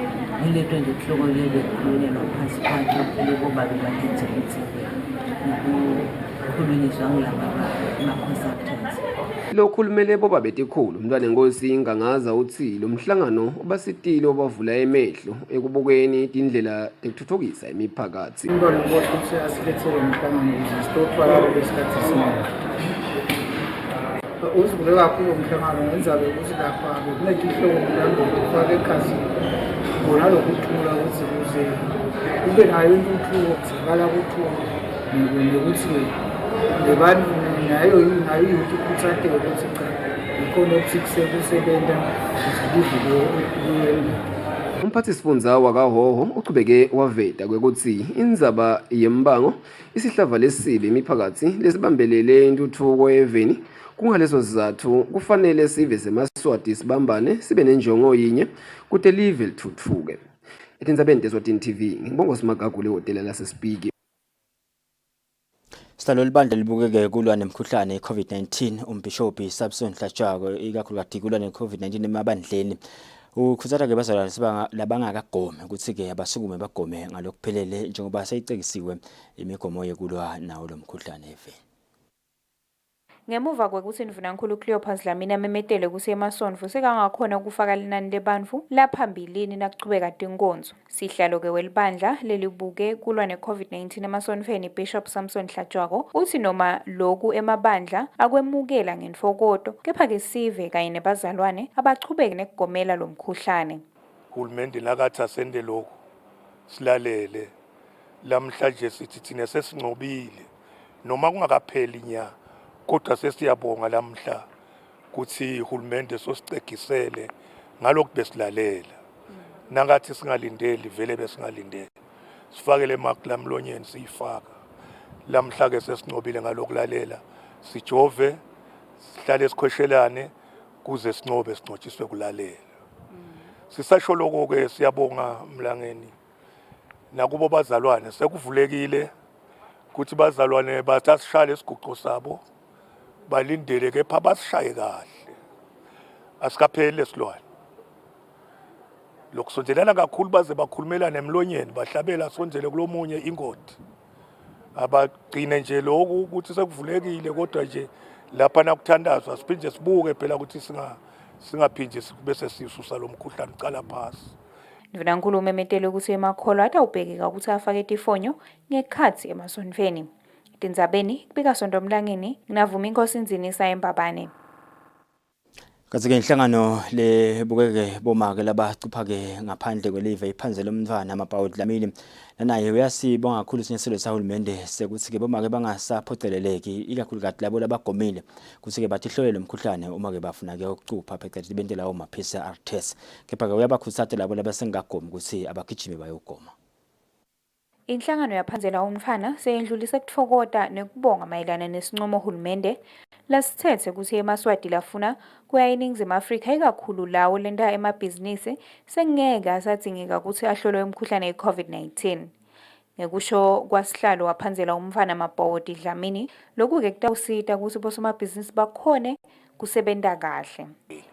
Sikhuthaza ke mntwana nami nekubonga kuhulumende akwendile namuhla ngoba abantu bese ba demand ngenkani kusuka ngoba beni bakhulume beSouth Africa angisiwa khona mina nginelipasa kangwane bane nje beva ukuthi uvulile songahamba ngemakhadi bakuforce ngenkani bafuna ukuthi vela bona emagedeni nami ngemsakathi ngigcine ngiya ngembelo balifuna ikhadi ngabaningi abafuna isitifiketi ezalicingweni ngabaningi ngagcoba ngaje ngabuya ngikhuluma ngento ngiyibonile nemgcibelo but ngenhlanhla uhulumende weNgonyama wabese yamthuma umlomzala nongangemhlonishwa le ngibaqhudela konje umntwana nami ngumuntu lo akajovi usetawubuyela lapho lo 500 usetawubuyela kule marana le ukhaza ukuthi umuntu uphathisa munye intombatana babe ngi4 ahambe ngekhumbi isize ngikhuluma into ngibona lapha kamanzini nabahambile bangi4 utamnika 15,000 aqophe into 800 yonke le imali ishona apha akushela lokho nakuthi agqiza ukubona sekudulile eThekwini bekunene ema price eThekwini noma akhuphula kodwa nga10 rand akhupha yalo madlala encane hambani nojova nikhona kuhamba ngalele sihlanu nje siyabuye sesilo lesihlanu lo sesibele emalanga nje bese siwahamba thina sasuka lapha ngafa sifo imbabane sibele ku6 wethu kamanzini siyophuma ngalavumeza jovani bekunene mina nje ngathi ngajova uyazongidiphile ngumcemane Mvunankulu ucacisile ke ukuthi lamanye emave latawufuna lemiphumela sive sitawubhekeka ukuthi siyotihlola tindzabeni kubika sonto emlangeni naGiyani Msibi eMbabane. Kaze-ke inhlangano yabomake laba-15 labathibitanye ukuthi-ke kulula bomake cooperative ngaphansi kwenkundla yaseKhubutha batholeke lithende titulo letingetulu elikhulu emabhodo kanye-ke ne-generator lebataqhuba ngayo-ke ibhizinisi yabo. Sihlalo wale nhlangano Zodwa Vilane ubonge-ke sikhwama sekuthuthukisa tifundza lesibasitileke ngesibatholele impahla. Inhlangano yabomake baseKhubutha labatibita ngekulula bomake ayiwuvali umlomo ngelusito lelitfole esikhwameni sekutfutfukisa tifundza. Zodwa Vilane longusihlalo wale nhlangano uthi baswele imilomo letinkhulungwane yekubonga lolusito lolufana nalolu. Njengoba lomuhla nabo sebatawubolekisa lelithende kubuye imali labatawuyisebentisa kundlondlobalisa lenhlangano. Siqale inhlangano inhlangano nje lebeyitisebentelela iyonga bese kupheleni kweminyaka seyishirisha yonke imali yawo. So ke sasiyahlangana sabuka ukuthi akusisiti lokuthi le mali sidle yonke. Kufuna ukuthi sifune info letawenda ukuthi sikhone ukuthi sitithuthukise sikhone kuphila. Sikhonile ke ukuthi sigijime lamhla sibuye nalo lithende lethu netitulo tethu siyayibonga ke uhulumende losisitile kusithengela mhlambe lelithende lethu netitulo tethu sibonga ke kubanjiswa inkundla yethu size futhi siqhubeke sibanjiswe umphakathi wethu lokhonile kuba nathi noma kukhona mhlambe kuhamba ukuthi mhlambe asisende kahle netifo but nje umphakathi ukhona ukusichushisa lapha napha ukuthi cha ke phumani kanje lalane tikwethu bantu labadzala noma sesente kanje sangaphumi kahle kodwa nje ufundwa ngekubona sesiyakholwa lokuthi noma sesitawuqhubeka sente lokunye sesitawukwenda sesinakwati lokuthi senda ini. Lilunga lephalamende lenkhundla yaseKhubutha Mlamuli Mabuza uthi uma utimisela emsebentini umvuzo uyawutfola njengoba nalabo make lamuhla sebayakhona kucosha kati yetiko. Kukhuthata nje maswati onke eveni laseSwatini ukuthi RDF ukhona, RDF uyasita, RDF hulumende wembube wawubeka ukuthi site maswati, so thine lapha we were so excited njengichaza nje msakathi ukuthi lesibili kulo 2022 so sa-aplayela enkundleni yaseKhubutha safaka ticelo tinhlangano nako umphumela wakhona ngoba ngaso sonke isikhathi singabe kholo kwendako ugatsetse utawuvuna ngeke kovuna ungakatshali batshalile ke bomake baseKhubutha siseKhubutha kulula sithi nje sibonga uhulumende kulonke live laseSwatini ukuthi nemaswati kutonke letinkhundla leting59 akaphuma umkhankaso ukuthi kube khona indlela esithatha ibambisa ngayo kube nempilo lekhonsako eveni laseSwatini.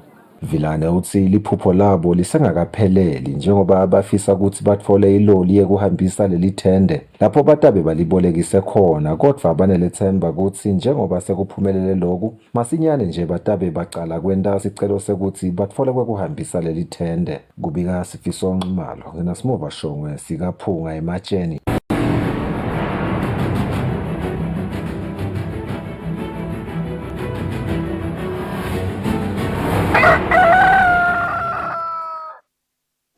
Imidlalo umhlonishwa Mvunankulu kule phasilameni somemetele ukuthi yonke imidlalo sevumelekile ukuthi ke ichubeke kuleli. Mvunankulu ke kuleyo midlalo ledlalwa etinzaweni letivalekile phecelezi indoor sports kutawudzingeka ukuthi badlali kanye nebaqeqeshi batfake tifonyo.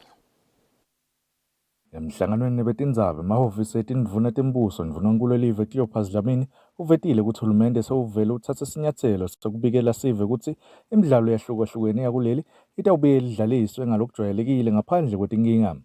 Mvunankulu kodwa ugcizelele ukuthi le midlalo ledlalelwa etindzaweni letivalekile kutawubita ukuthi balandzeli bafakwe timfonyo nakusachubeka le midlalo. Sports.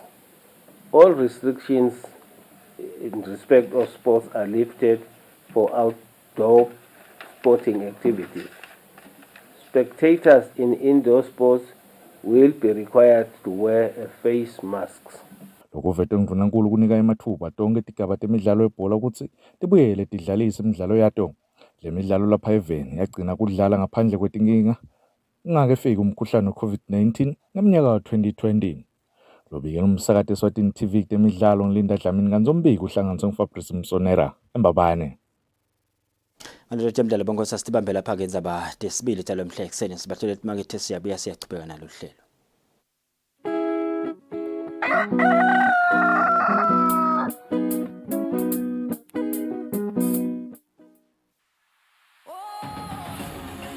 Travel, play and inspire. The all-new season of Buhle Bethu is back on your screens with your girl, Nombumelelo Dlamini. Of course, we have a new face in our team, the ever so cheerful Neliswa. That's right, Bumi. This new face is ready for fun and adventure in the beautiful kingdom of Eswatini. I'm so excited to be part of this show in this season. We are the squad that is ready to travel and explore safely in this new normal, the COVID-19 era. That's right. Don't forget to post your pictures on your social media pages and tag us. Who knows, we might just join you on your next trip. Join us and be part of the Buhle Bethu squad as we travel, play and inspire every Saturday exclusive to Eswatini TV. You can watch the latest episodes of the show on YouTube or download the Eswatini TV app to keep up to date.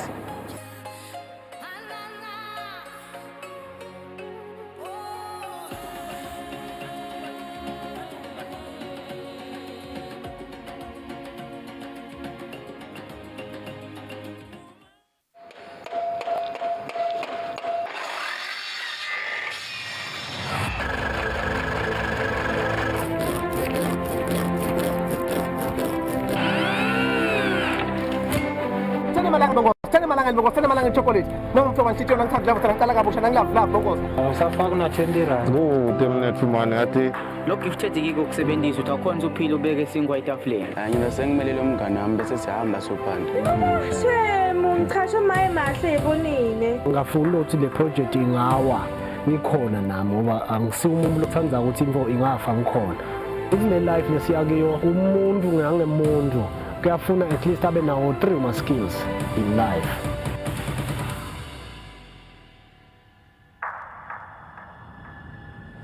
Mina ngibonga kakhulu ngoba solo ngatsala kusebenza lo msebenzi abadinga ngingumsupport labantu.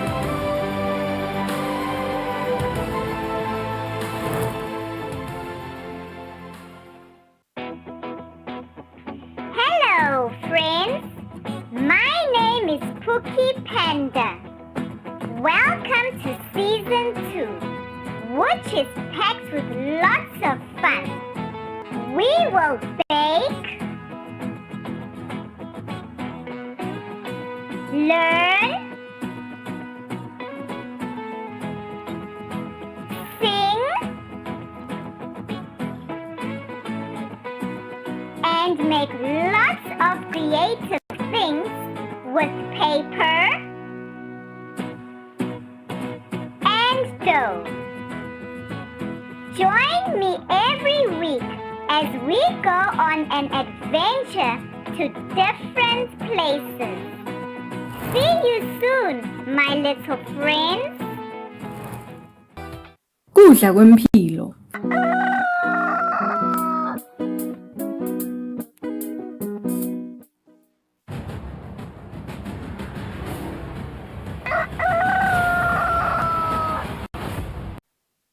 Bose siyachibana lokho ehlelo namhla ekseni inawutsanza kula umsakazo wakho siyakwemukela buka umsakazo etithombe Eswatini TV ngolesithathu tinsuku tingamashumi inyanga yenkwekwe ngomnyaka wa 2022 ngolesithathu wes13 uqalile lo mnyaka sevikini ke les13 la 2022 la ngabo Kusile C89 uqalile umnyaka kusele nje amalanga la 276 upheleke umnyaka lo setulumini elibito lami ngilingithini gule bongosi kuthe mhla ka9 ngikhumbula kahle ngiyazama ukuthi ikhumbula mantinto ngidibhala phasi ngalokuthi bengibikela umphathi la lobuke Universal Access Fund usingithi tablet so ngiphasa ke libhuku ngibhale phasi bekungu9 August 2020 the acting minister for ICT then Senator Mancuba Khumalo ethula iICT equipment lekuthiwa ke yabita around 39 million emalangeni ngelisito layo le fund le ngiyakhumbula le fund semaningi ama projects ngithe ngiyabala ngendlula ku8 le wasebenzile yawa deliver.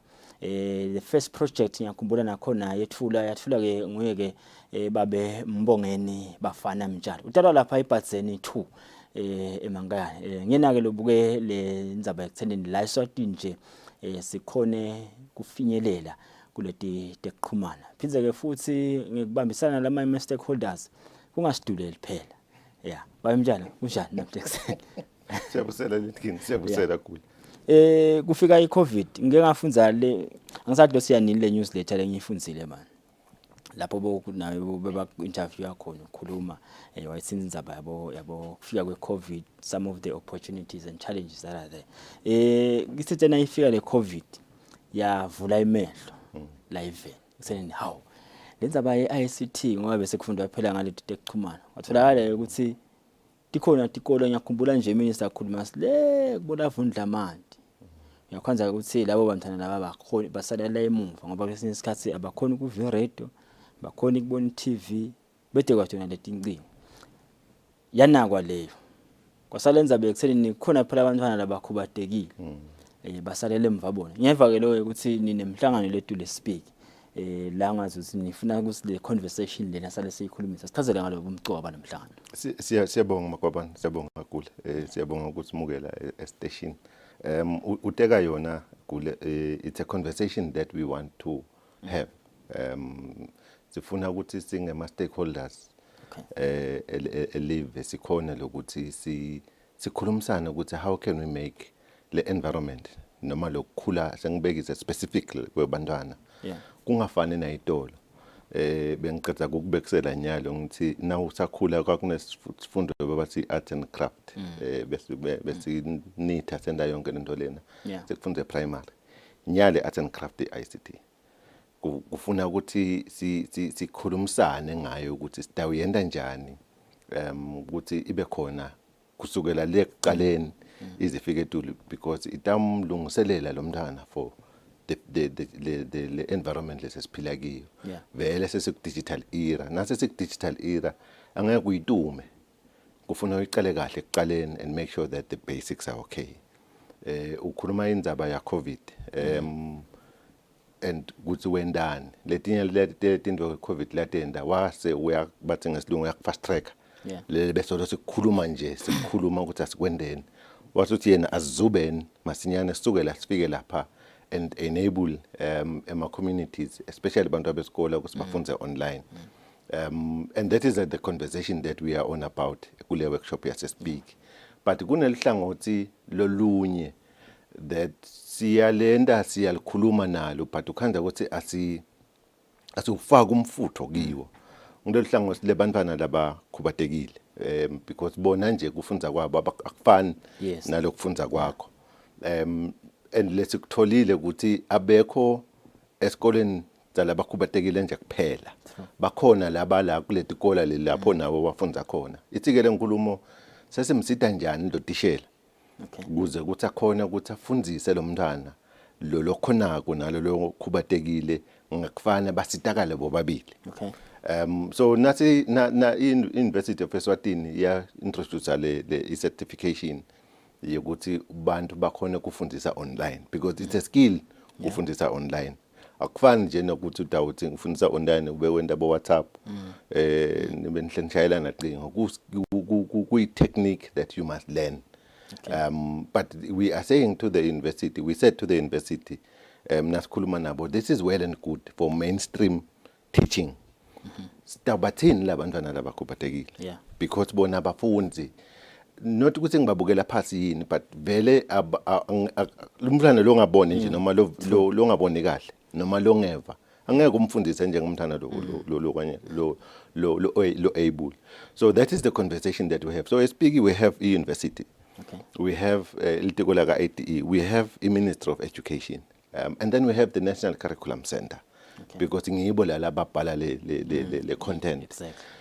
So it is a training and it is a workshop. Utite nakavula lobuke tema academics university ngemsomluko le workshop what nabo they are there to learn because bona basuke ba focus nje on the main on teaching teachers noma practitioners ikakhulu ngokufunda online laba generic. So lokuba nalabo thishela labafundisa abantwana labakhubatekile sekubasita kubanika lithuba lokuthi nabo le program yabo babuyele emva bathi no ikahle la but la ayisathi inclusive because we need to be inclusive and make sure that we take everyone nasikhuluma. So ingaloko le workshop ngiyabona nje kusawuthi ukuthi singena phi phothine la. Exactly. Ku interest yethu sidena sakha strategy lesisha se universal service siyabuye siyikhuluma tangimema ngalenye ilanga sitasikhulumisa strategy saka universal service from 2021 to 2024. Induna yethu yelitiko la ka ICT inkosatana yasinika emagama athide ekuthenini hambani niyosebenza nende esho ukuthi nihamba nawo wonke umuntu. One kwesibili ine concept ya one laptop per child lenda ukuthi wonke umntwana akabe exposed to technology. Ngile kubekisela ngakho ukuthi bekuyi art and craft yayitolo leya namhla art and craft vele sesibita ukuthi siya ka ICT. Yaseyithi hulumende uneluhlelo lokumikisa kusebenza kubantu i-decentralization. Ufuna lokuthi le konke lesikwendako ubambise hulumende ikakhulu hulumende wethu inkundla kuze ukuthi akhona ukumikisa lawo ma services kubantu. Sibambe kulo mgubudla ke wayo induna yelitiko ekuthenini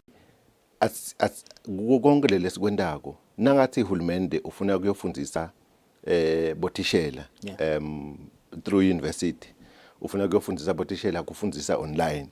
We have seen an opportunity kukumandate yethu ukuthi bantu labakhubatekile not bantwana phela bantu labakhubatekile nabo basitakale. Sathe sibona leso sikhala sesiyawahlanganisa omabili lama parties loku Minister of Education nayo i-university sahlala etafuleni sathi ningasivumela yini sirecraft le program kuze ukuthi tawusita. The intention is that after this the program will be changed and then will be offered to university awuqhubeka offerisha but lapho sesiyathi lokuthi it is inclusive in nature lokwenda ukuthi the intention of ICT being an enabler of the socio-economical status of the country ikhona kuthuthuka.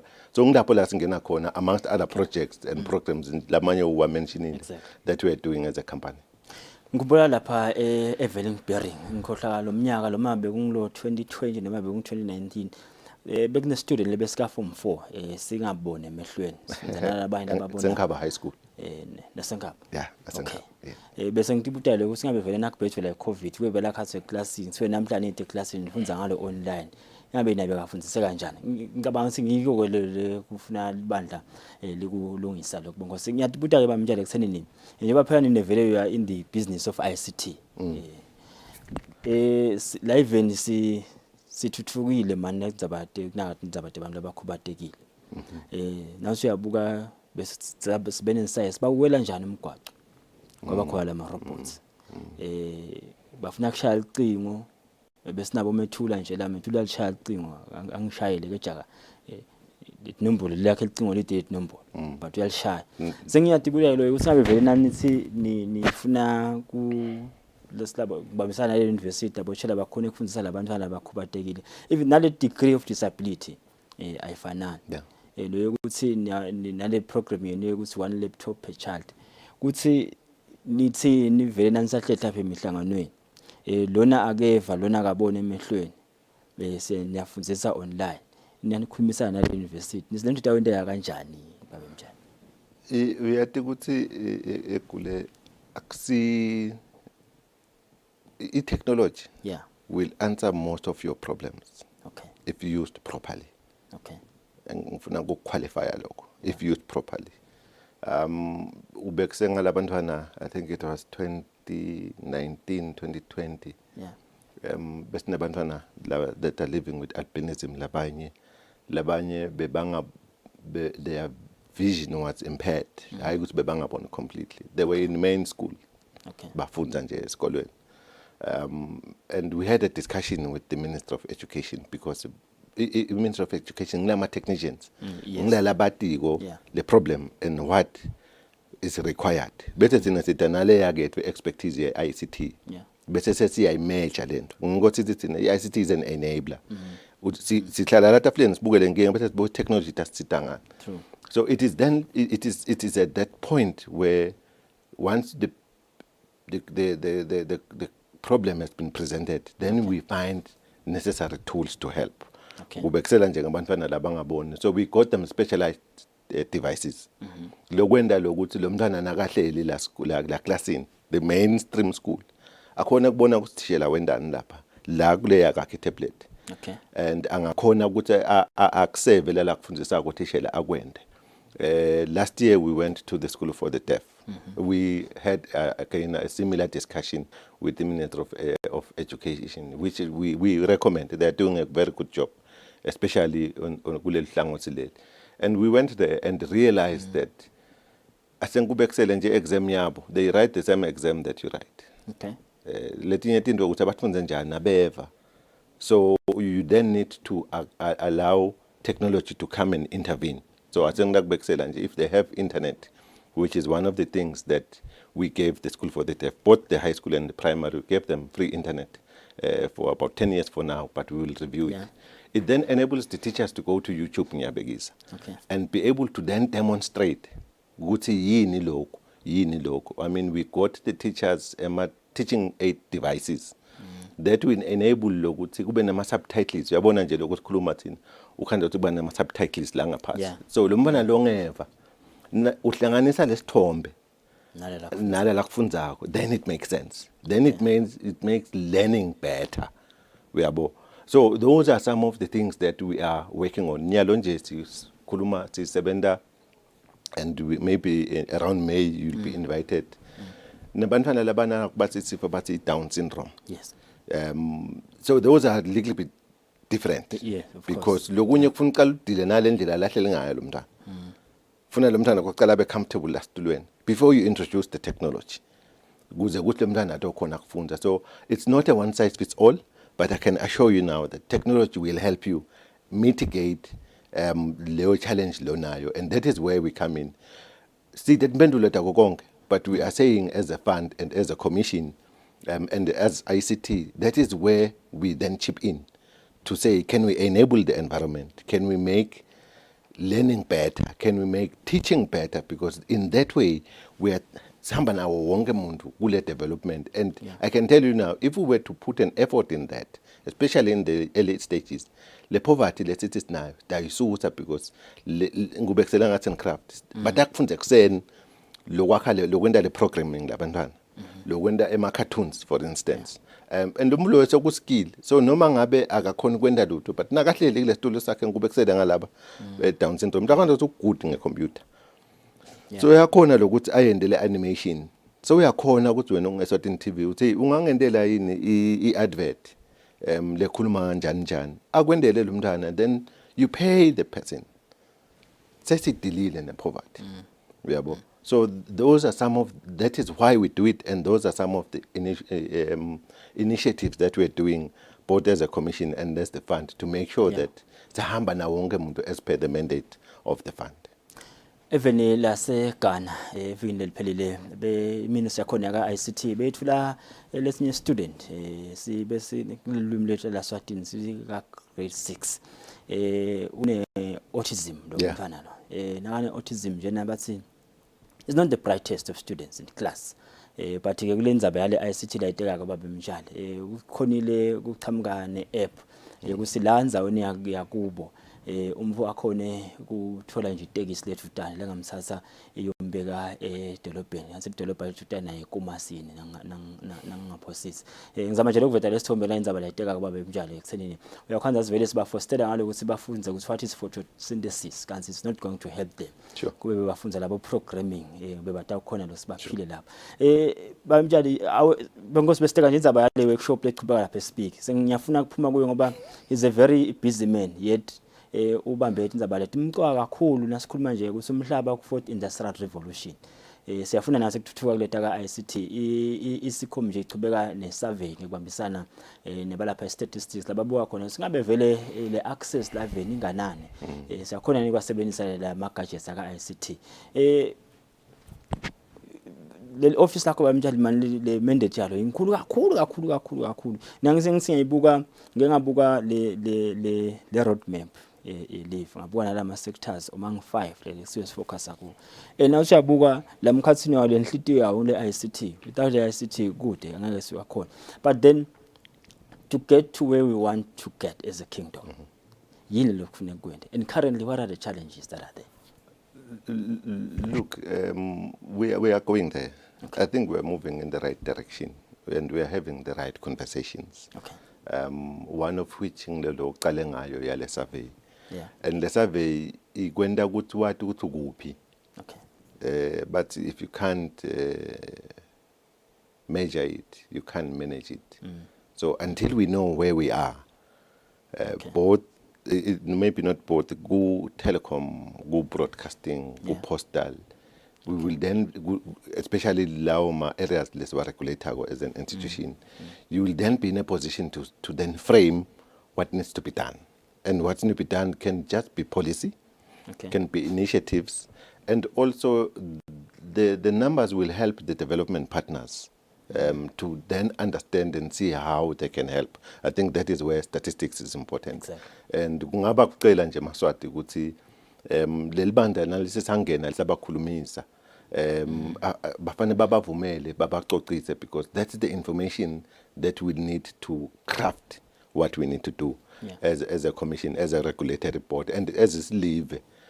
So we will know where we are and then we can be able to then manage it. We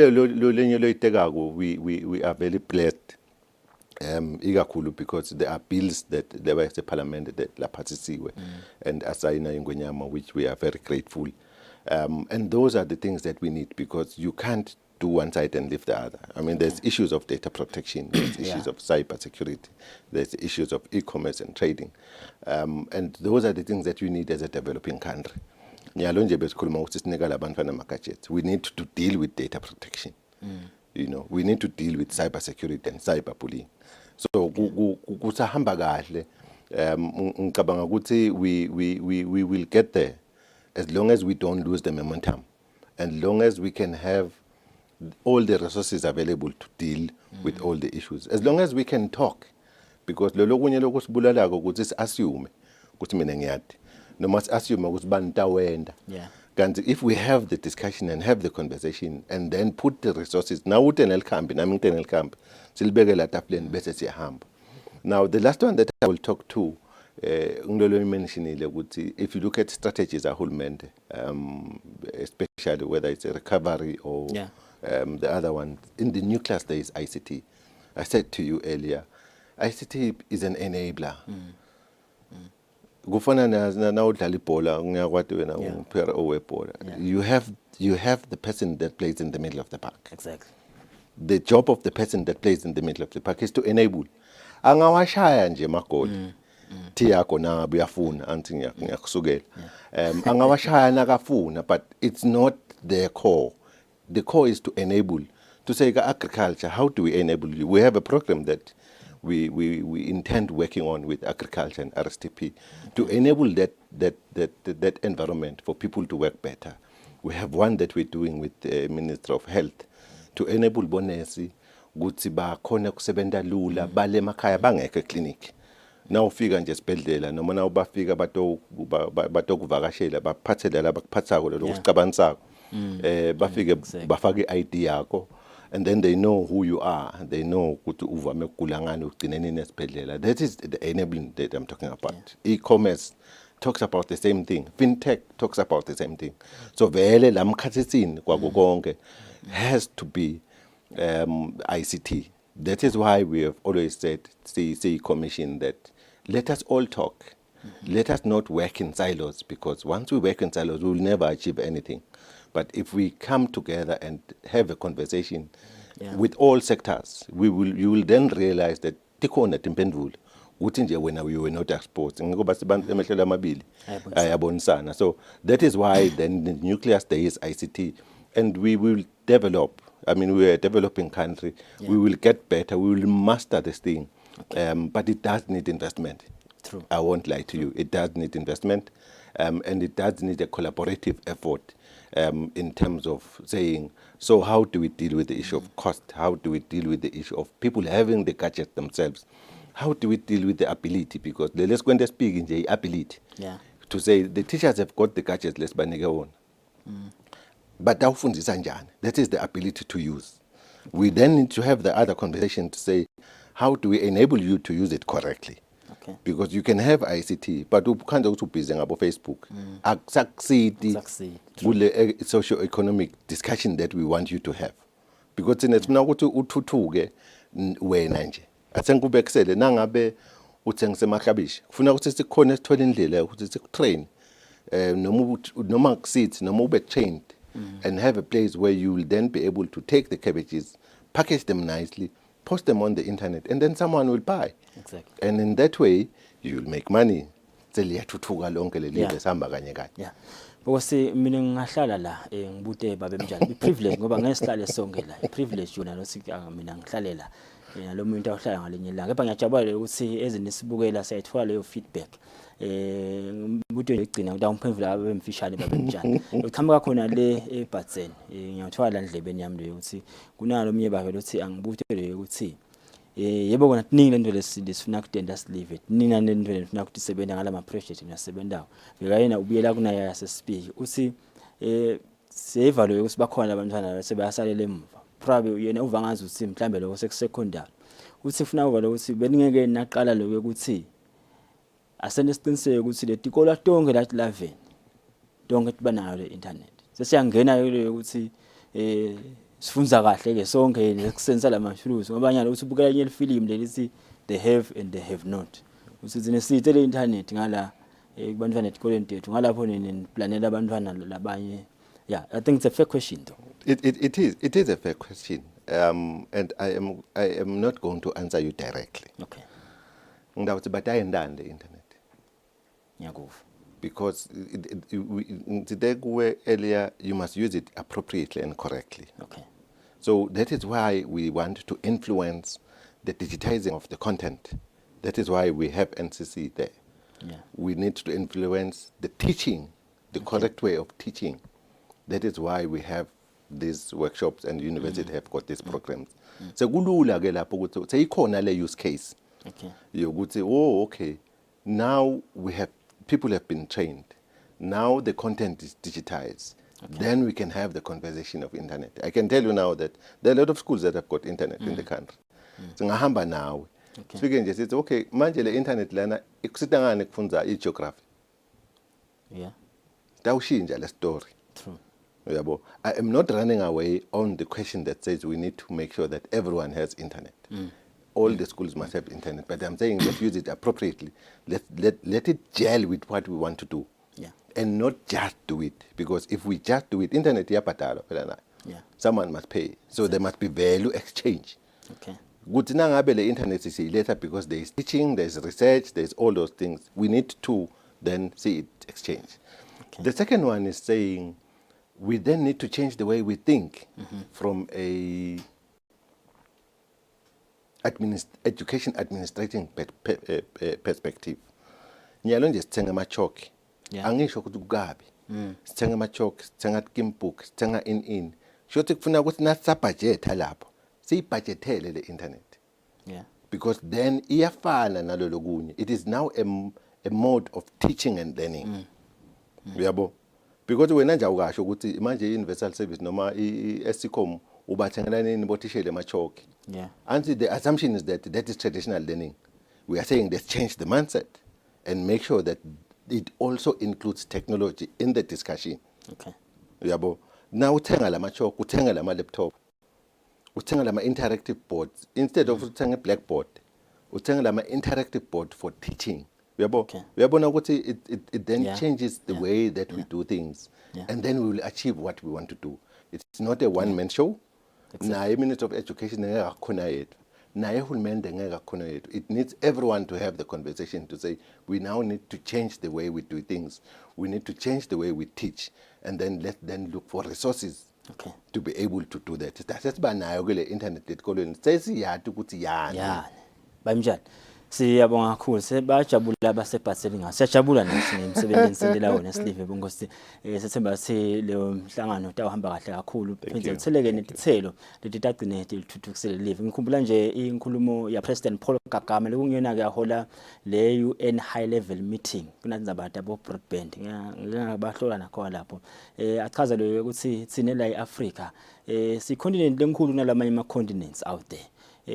Sinema resources lamanye futhi la ngasisita le ukuthenini sithi achieve lento esifuna achieve kepha ke sisasale lemva inkinga ukuthi ikuphi wathi ke yena ucabanga ukuthi we need to change the way we think kuthethe lokho kuba emjalo ngiphinze sengisasa nalo ukuthi le ICT yena nje njengoba minister commerce ahlala ashasulumende wenda le ground libe kahle itawenda lokho ke futhi Bongosi sijabule sisibe namhla ekseni lo msala wethu insuka silonzile sitabonana ehlelweni elangeni lakusasa nisale kahle kwalomuhla.